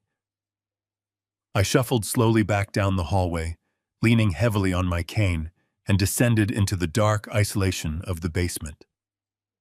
The moment the heavy door clicked shut behind me, the frail, confused old man vanished entirely. I stood up perfectly straight, tossed the wooden cane onto the bed, and pulled the encrypted burner phone from the inner pocket of my coat. I sat at the small desk in the corner of the room and composed a highly secure, encrypted text message to Harrison Cole. We had meticulously planned this exact sequence of events for weeks. The legal trap was heavily primed, and the steel jaws were ready to snap shut. "The timeline is absolutely confirmed," I typed swiftly. At 5 o'clock, the heavy basement door opened with a loud creak. Derek stepped onto the bottom stair wearing an immaculate charcoal suit. He looked down at me with pure, unadulterated contempt. "Listen carefully, Victor," Derek commanded aggressively. "Important investors are coming for a private Christmas dinner tonight. You are an embarrassment to my image. Stay in the basement tonight. Do not make a single sound. I merely nodded to the empty room, a silent wolf in sheep's clothing, patiently waiting for the dawn. The heavy basement door finally clicked shut, leaving me in the cold darkness. I did not stay on the mattress. I waited exactly 2 hours until the muffled sounds of clinking crystal and deep laughter filtered through the floorboards above. The dinner party was in full swing. I walked over to the small closet and stripped off the oversized flannel shirt and the baggy trousers. I reached into the very back and pulled out the protective garment bag I had hidden days ago. Inside was my finest bespoke suit, a tailored navy blue wool masterpiece with a crisp white shirt. I buttoned the shirt with steady, precise movements. I tied the silk tie in a perfect knot. I slipped into my polished leather Oxfords. I stood in front of the small bathroom mirror and looked at my reflection. The stooped, trembling, pathetic old man was entirely gone. In his place stood Victor Thorne, the master structural engineer, the man who built skyscrapers out of steel and concrete. I rolled my shoulders back, feeling a surge of absolute power flow through my veins. I picked up the glowing iPad from the bed and checked the live digital video feed. The dining room screen showed Derek sitting at the head of my long mahogany table, pouring expensive vintage wine for 4 distinct men. I zoomed in on their faces. I recognized every single one of them instantly from the thick financial dossiers Marcus had provided. They were not wearing the sharp, meticulously tailored dark suits they had worn during the secret garden tour. They were dressed in expensive casual wear, attempting to blend into a suburban holiday setting. But I knew exactly who they really were. They were the highly dangerous, unregulated private lenders Derek owed his life to. They were ruthless loan sharks who specialized in shadow transactions and aggressive debt collection. Derek was actively selling them a beautiful, fabricated dream. I listened to his smooth, confident voice through the hidden audio feed. He was promising them that their massive capital injection was completely secure, that his technology startup was on the verge of a massive public offering, and that their principal investment would be returned with exorbitant interest by the end of the week. He was buying their patience with my stolen money and my vintage wine. I powered down the iPad and took a deep breath. It was time to tear the rotting foundation down. I walked to the bottom of the wooden stairs. I did not use the wooden cane. I left it discarded on the cold concrete floor. I climbed the stairs with firm, heavy, deliberate steps. I did not try to mask my approach. I wanted them to hear me coming. I reached the main hallway and turned toward the grand dining room. The heavy double doors were partially closed. I could hear Rachel laughing at a joke one of the loan sharks had made. Her synthetic joy echoed through the house. I placed both of my hands firmly on the polished brass handles and pushed the heavy mahogany doors wide open. The thick wood swung back with a loud, authoritative crash that echoed like a gunshot through the opulent room. The laughter died instantly. The clinking of expensive crystal stopped dead. 5 heads turned rapidly in my direction. Rachel dropped her silver fork onto her china plate with a sharp clatter. The color completely drained from her face, leaving her looking like a terrified ghost. Derek froze midway through pouring a glass of red wine, the dark liquid spilling out. The wine splashed onto the pristine white tablecloth, spreading like a fresh bloodstain. Derek stared at me in absolute paralyzing shock. He was looking at a man who was supposed to be a frail, broken shell, hiding in the dark basement. He was looking at a man standing tall, impeccably dressed, and radiating a cold, lethal authority. The thick veins in Derek's neck bulged as his shock violently transformed into pure, unadulterated panic. He slammed the wine bottle down onto the table and pushed his chair back with a harsh scraping sound that violently pierced the tense silence. "Victor!" Derek shouted, his voice cracking with desperate manufactured outrage as he scrambled to maintain his fragile illusion in front of his dangerous creditors. "What are you doing up here? I told you specifically to stay downstairs. You are highly confused again. You are having another severe episode. We have important business guests." He turned quickly to the four men, flashing a strained, sweaty smile. "I apologize, gentlemen. My father-in-law suffers from advanced dementia. He frequently wanders out of his room in a state of severe delusion. I will have him safely escorted back to his bed." Derek rushed aggressively toward me, reaching out his hands to physically grab my shoulders and force me out of the room. I did not flinch. I did not step back. I stood my ground like a massive pillar of solid steel. When he closed the distance, I raised my right hand and pointed a single steady finger directly at his chest. "If you lay a single hand on me in my own home, Derek, I will ensure you spend the rest of your pathetic life locked inside a federal prison cell." I stated, my voice echoing with absolute cold command. Derek froze entirely. His hands hovered awkwardly in the air. The commanding tone of my voice, completely devoid of any frailty or confusion, shattered his entire narrative. I ignored his pathetic, trembling form and looked directly at the four men sitting at my table. "Good evening, gentlemen," I said, clearly addressing the loan sharks with polite, chilling precision. "I apologize for the interruption, but you are being lied to by a desperate, drowning man. My son-in-law is not a technology entrepreneur. He does not own a startup company. He does not have a single legitimate client. He has gambled away hundreds of thousands of dollars on unregulated offshore cryptocurrency exchanges. I know exactly who you are, and I know exactly why you are sitting at my table.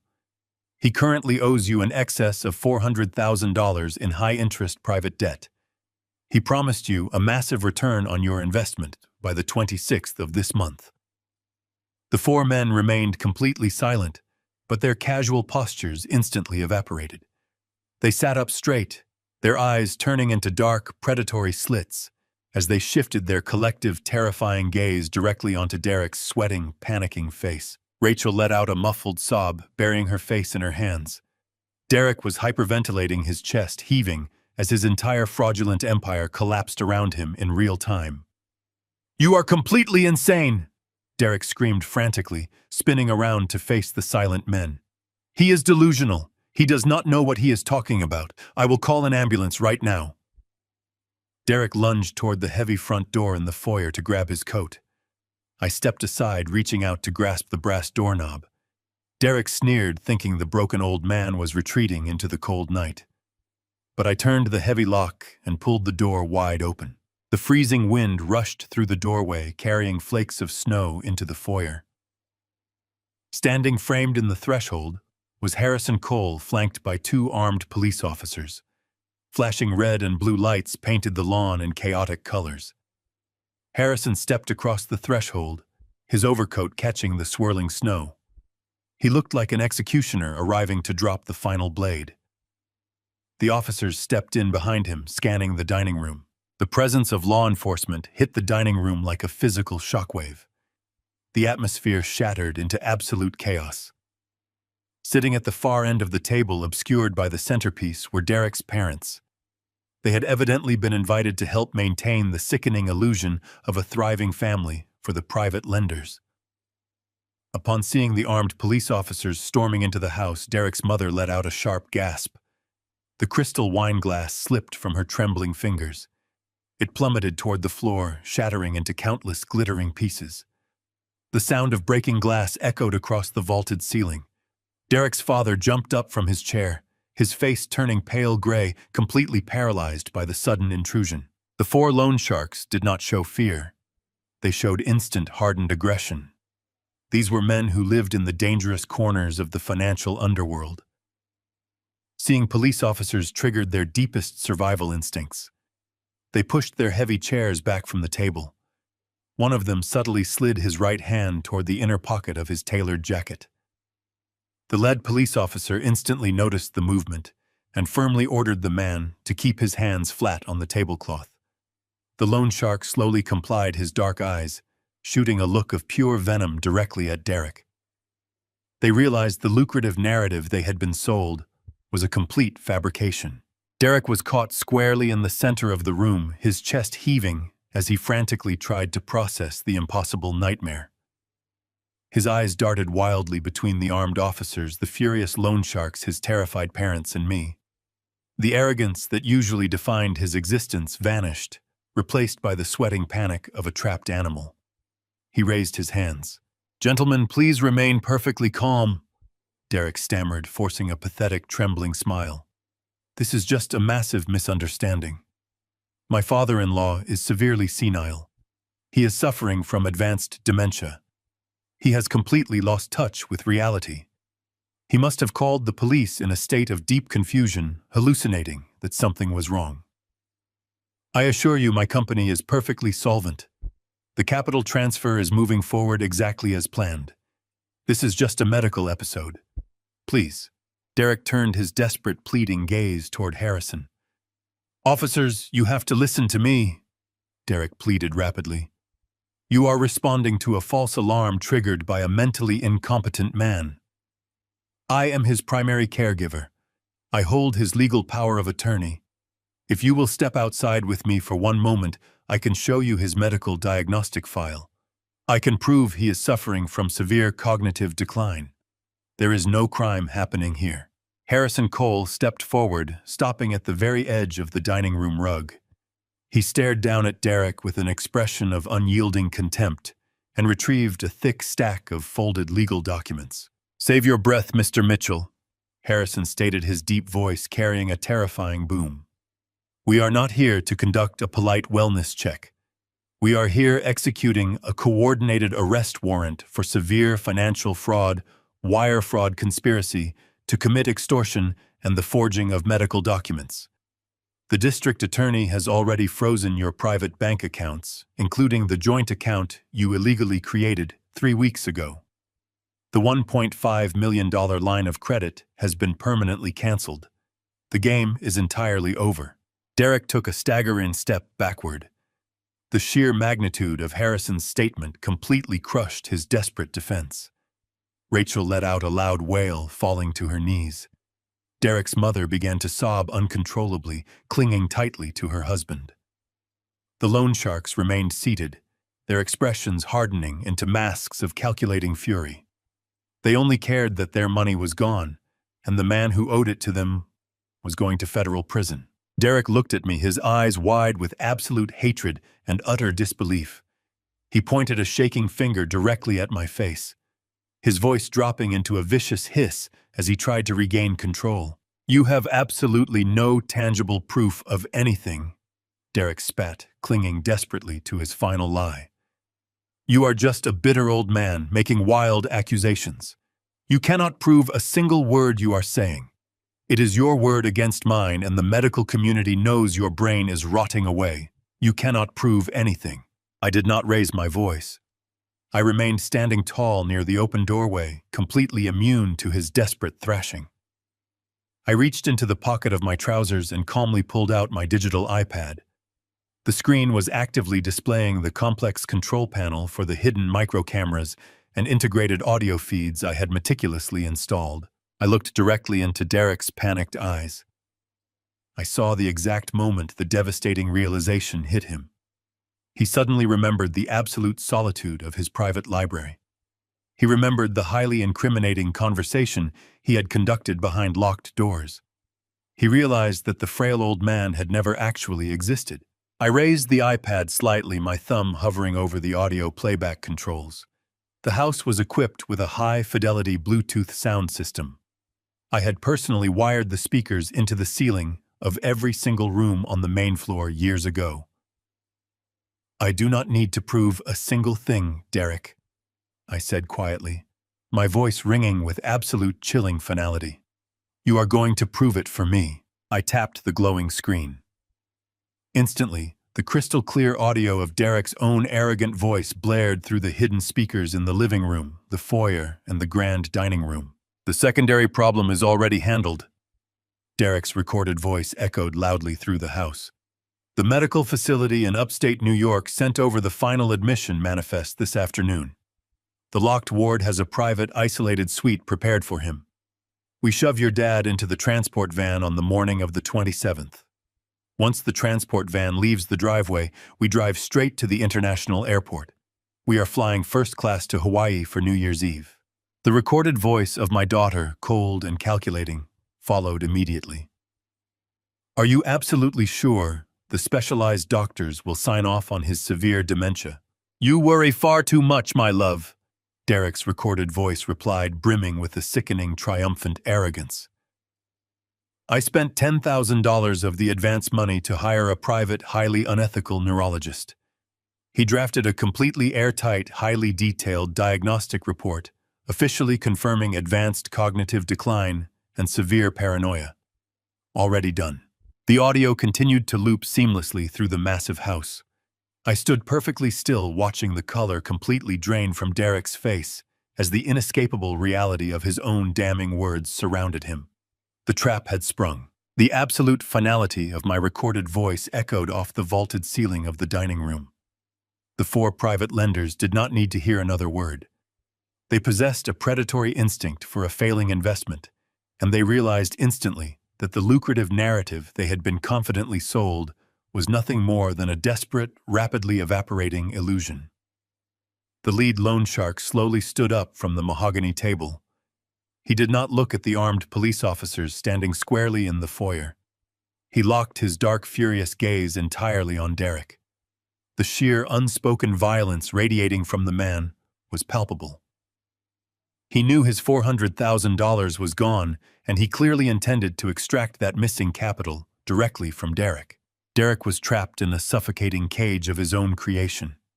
He backed away from the table, his shoes slipping slightly on the hardwood floor. The arrogant, untouchable tech entrepreneur was entirely gone, replaced by a trembling coward who finally realized he was completely surrounded by predators far more dangerous than himself. He threw his hands up, his eyes darting wildly between the loan sharks, the police officers, and my unyielding posture. "Listen to me, gentlemen. Please, just listen to me," Derek screamed, his voice cracking with a pathetic desperation. He gestured frantically toward the grand architecture.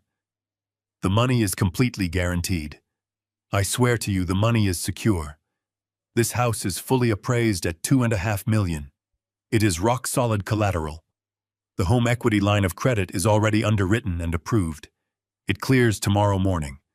The full $1.5 million hits the account tomorrow. You will all be paid in full with the promised interest. Do not listen to this crazy old man or this fake recording. I have the legal binding power of attorney. I am in total control of the assets." He turned toward Harrison Cole, pointing a shaking finger. "You cannot stop a legally binding financial transfer."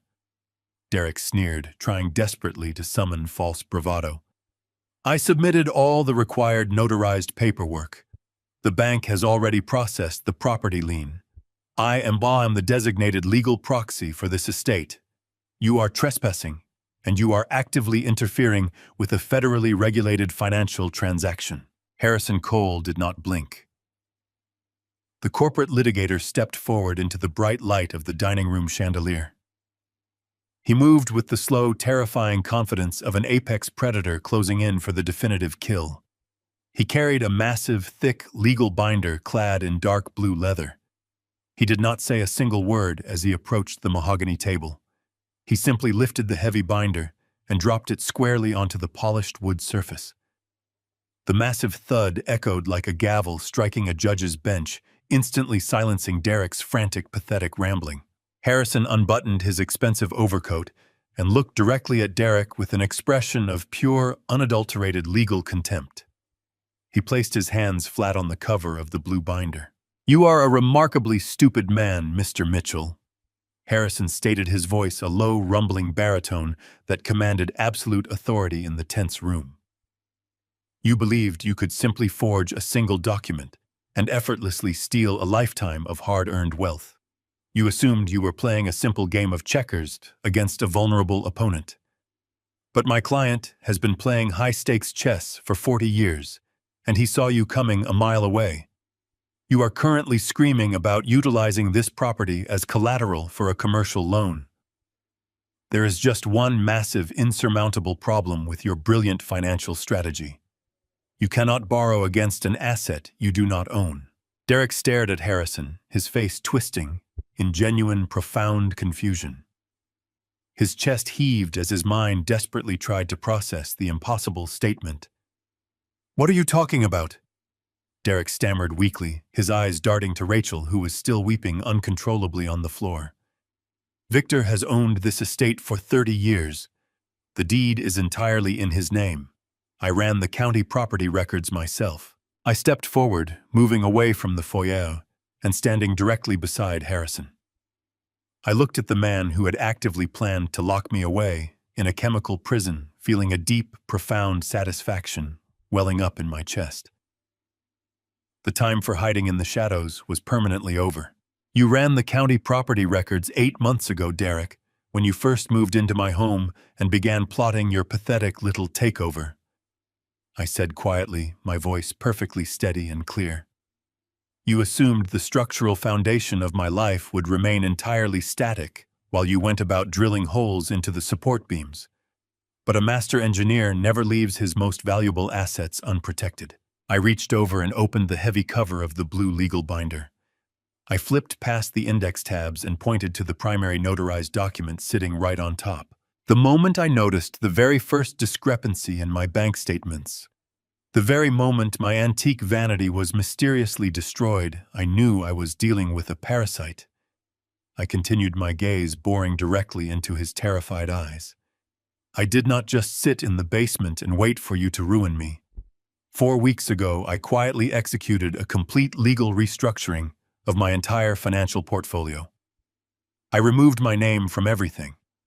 I transferred this $2.5 million estate, my investment accounts, and all of my liquid assets directly into a highly secure, impenetrable, irrevocable trust." Derek's jaw fell completely open. The remaining color drained from his face, leaving his skin a sickly, pallid gray.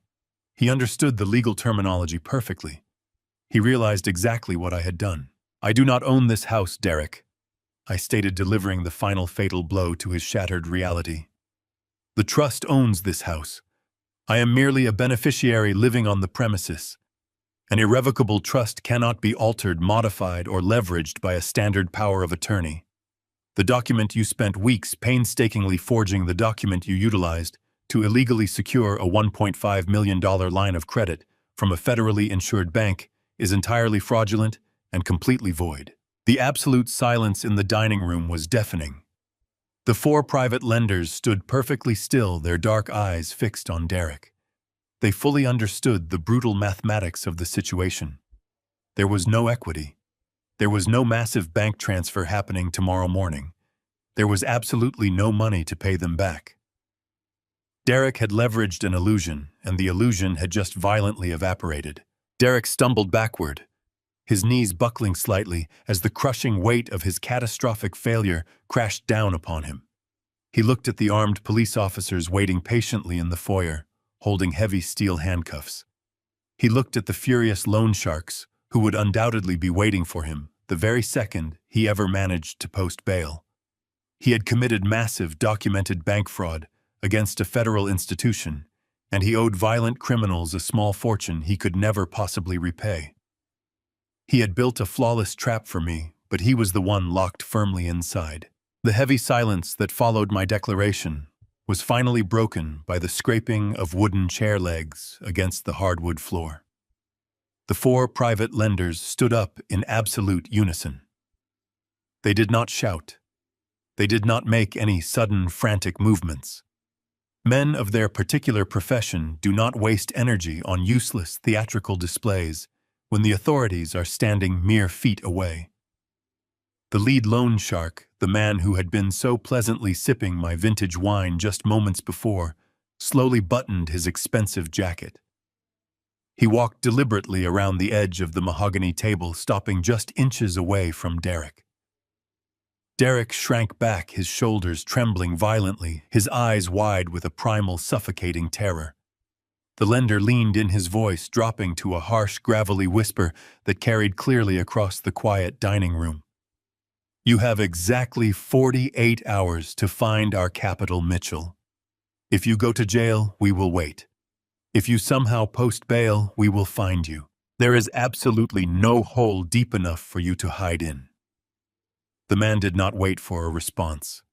He simply adjusted his cuffs, turned his back on the trembling coward, and walked straight toward the foyer. The armed police officers smartly stepped aside, allowing the four men to exit the residence without a single word of confrontation. The heavy front door closed behind them, sealing Derek inside with the devastating consequences of his own monumental hubris. With the immediate threat of the loan sharks removed from the premises, the lead police officer stepped purposefully into the dining room.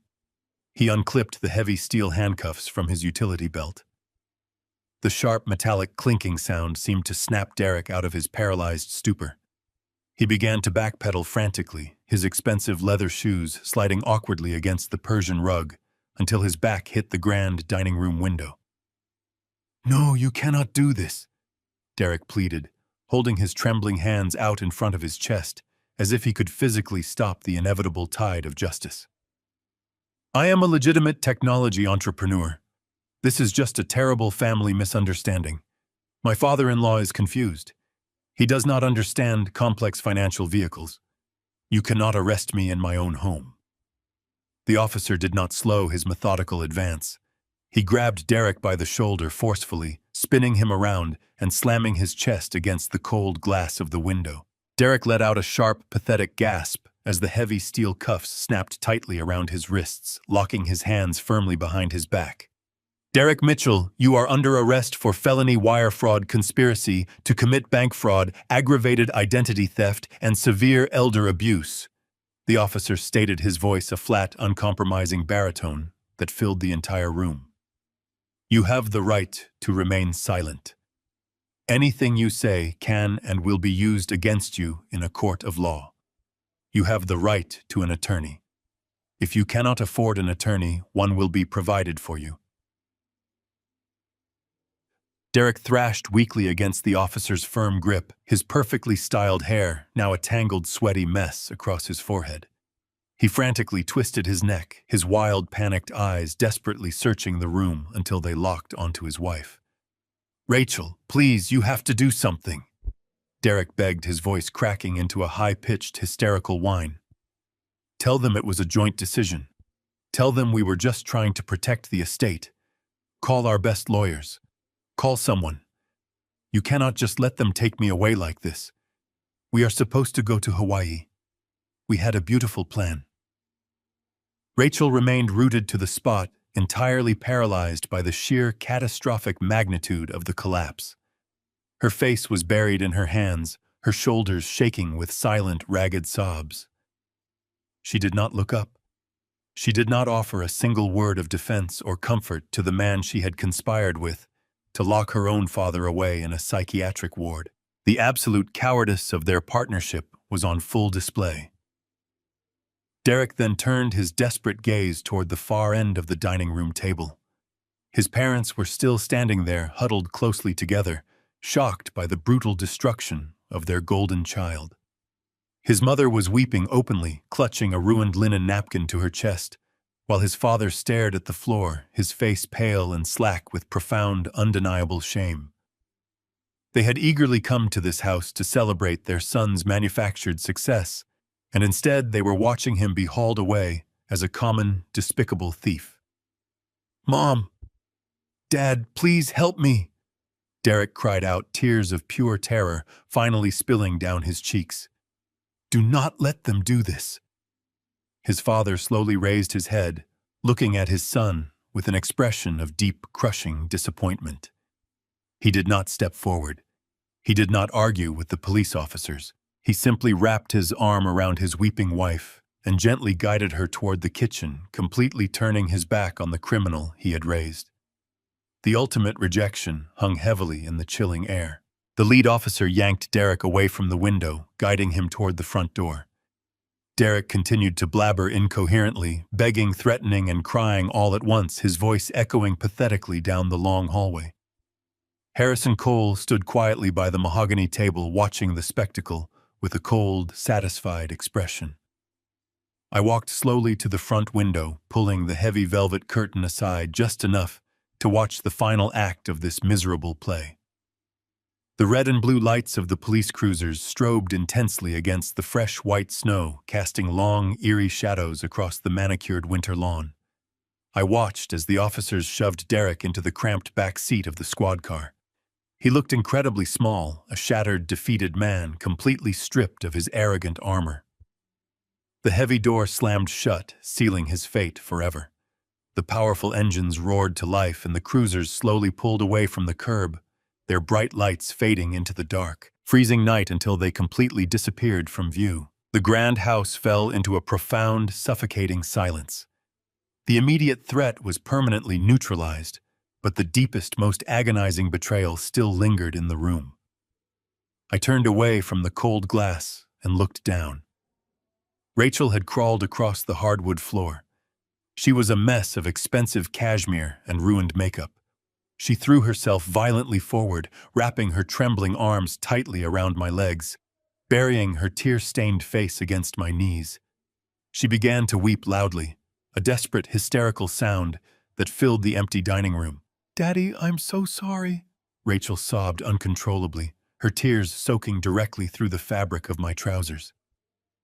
He manipulated me so completely. Derek manipulated my mind.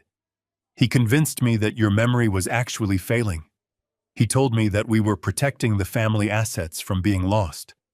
I truly never wanted to hurt you. I never wanted to send you away to that awful place. He forced me to agree with his plans.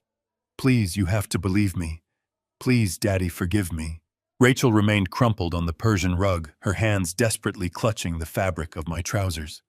Her tears soaked through the fine wool, leaving cold, damp patches against my skin. The sheer force of her weeping echoed against the high vaulted ceilings of the grand dining room, bouncing off the abandoned crystal wine glasses and the spilled red wine that still stained the white tablecloth. I looked down at the top of her head, observing the trembling shoulders of the woman I had raised, protected and loved unconditionally for over 3 decades. I waited in the deafening silence for the familiar ache of paternal instinct to rise in my chest, the natural urge to kneel down, wrap my arms around her shivering frame, and promise her that everything would be all right. But there was absolutely nothing. The deep well of my forgiveness had run completely dry, scorched away by the horrific magnitude of her deceit.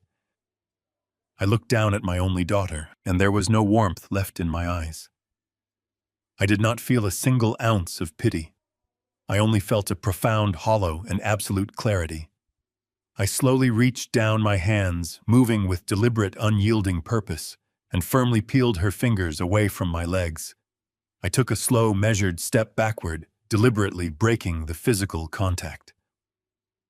She collapsed heavily onto the hardwood floor, looking up at me with severely smeared makeup and a face completely twisted in terror. She was still desperately waiting for her daddy to save her from the devastating consequences of her own horrific actions. Derek manipulated your mind.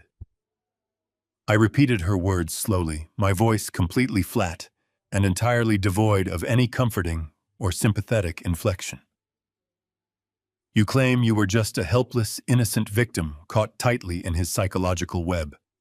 You say you never actually wanted to hurt me, that you were somehow forced to agree with his monstrous plans. I reached slowly into the inner breast pocket of my tailored suit jacket.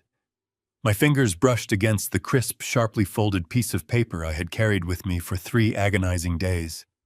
I pulled it out and meticulously unfolded it under the bright, unforgiving glare of the crystal chandelier overhead.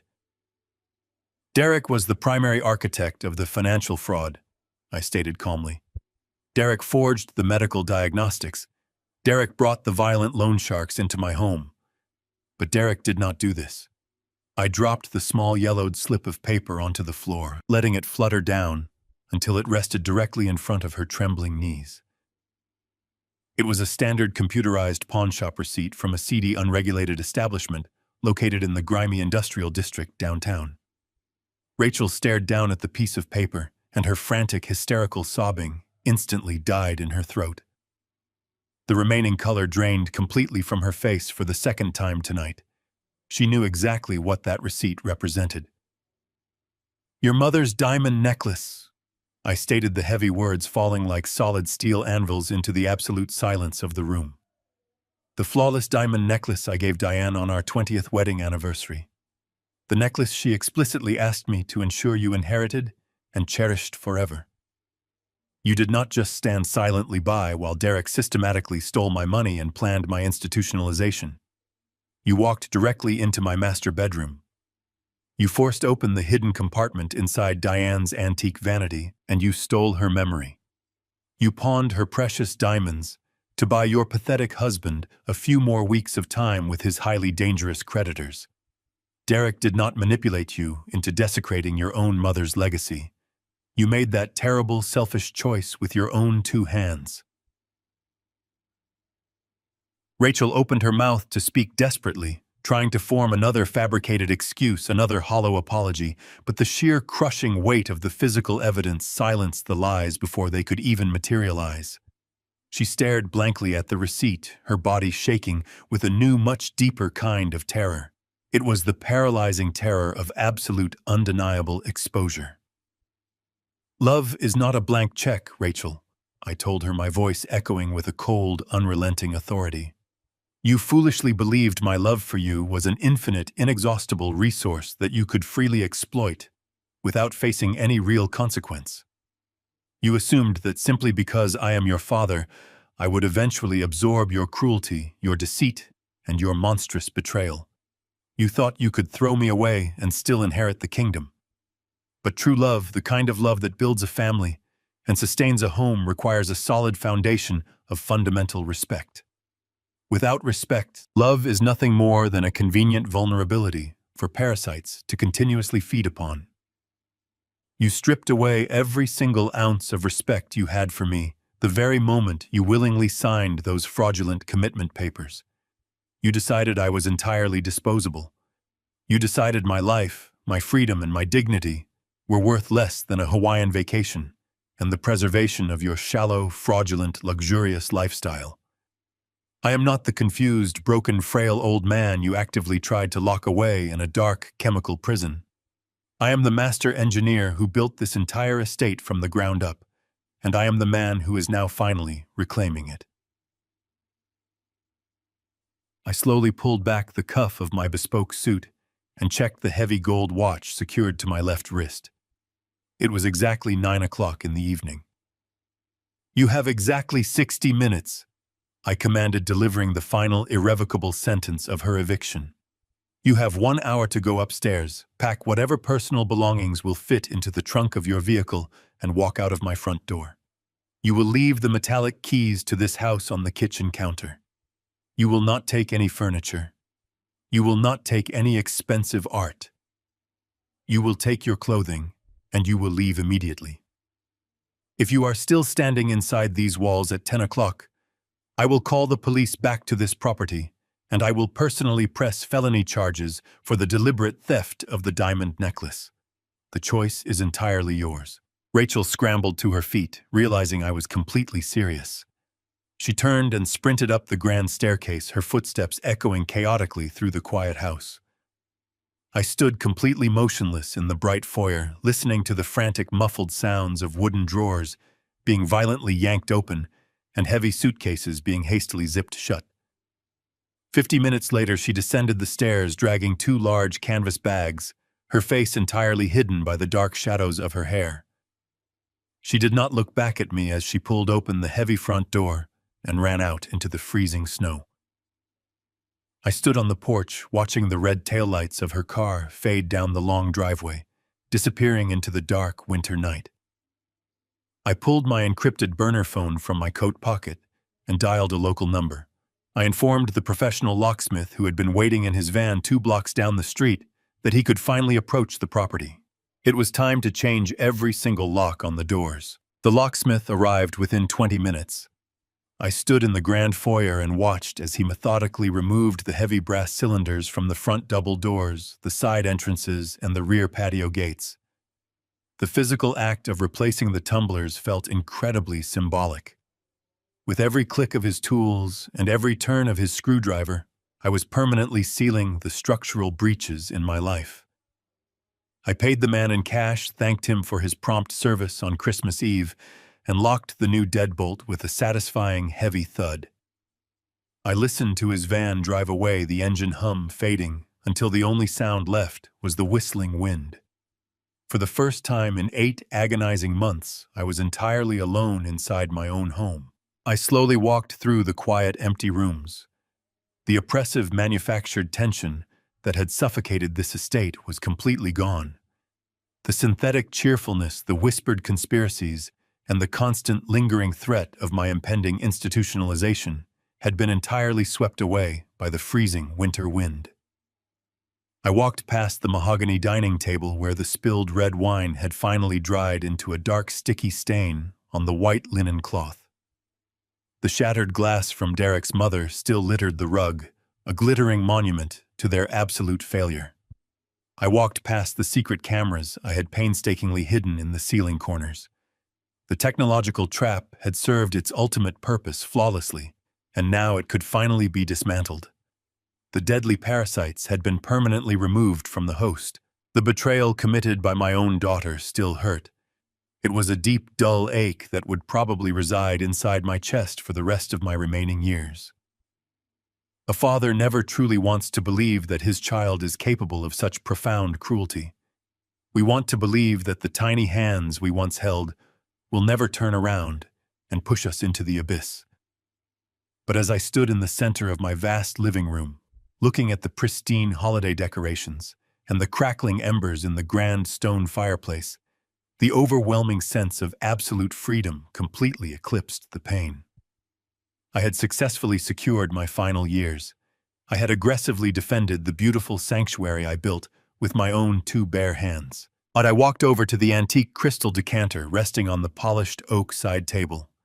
I poured myself a generous measure of vintage scotch, feeling the heavy, comforting weight of the glass in my steady hand. The rich liquid burned pleasantly as I took a slow, deliberate sip, savoring the absolute, undeniable victory. I did not need to pretend my joints were stiff tonight. I did not need to manufacture a pathetic tremble in my fingers or a vacant, confused stare in my eyes. My mind was sharp, intensely focused, and entirely victorious. I carried the amber liquid over to the plush leather armchair, positioned directly in front of the warm fireplace, and slowly sat down, letting the deep warmth soak into my bones. Above the roaring fire hung a beautiful oil portrait of Diane. Her kind, intelligent eyes seemed to look down at me through the dancing shadows of the flames. I raised my crystal glass toward her painted image in a silent, solitary toast. I had kept my sacred promise. I had not allowed a pair of arrogant, greedy thieves to desecrate the legacy we had built together over 4 decades. I had ruthlessly protected our home, and most importantly, I had protected my dignity from utter destruction. The snow continued to fall heavily outside the large bay windows, blanketing the sweeping estate in a thick, pristine layer of silent white, permanently washing away the ugly rot of the recent past. The terrible storm was finally over. The master engineer remained standing perfectly tall, fully ready to enjoy the quiet, undisturbed peace of his newly secured, unshakable kingdom. Blood does not give anyone a free pass to commit abuse, exploit your hard work, or strip away your dignity. We are taught to sacrifice everything for our children, but true love sometimes means having the iron will to say no. When you allow disrespect to grow under the guise of family peace, you only breed monsters. Protect your legacy, guard your heart, and never forget that you owe nothing to those who view you as a disposable resource. Your final years are meant for peace, not for paying the debts of ungrateful people. Stand firm and take absolute control. If this story resonated with you, please hit the like button and subscribe to the channel. Share your thoughts in the comments below. Have you ever faced a deep betrayal from those you trusted the most? Let me know which city you are watching from. See you all next time.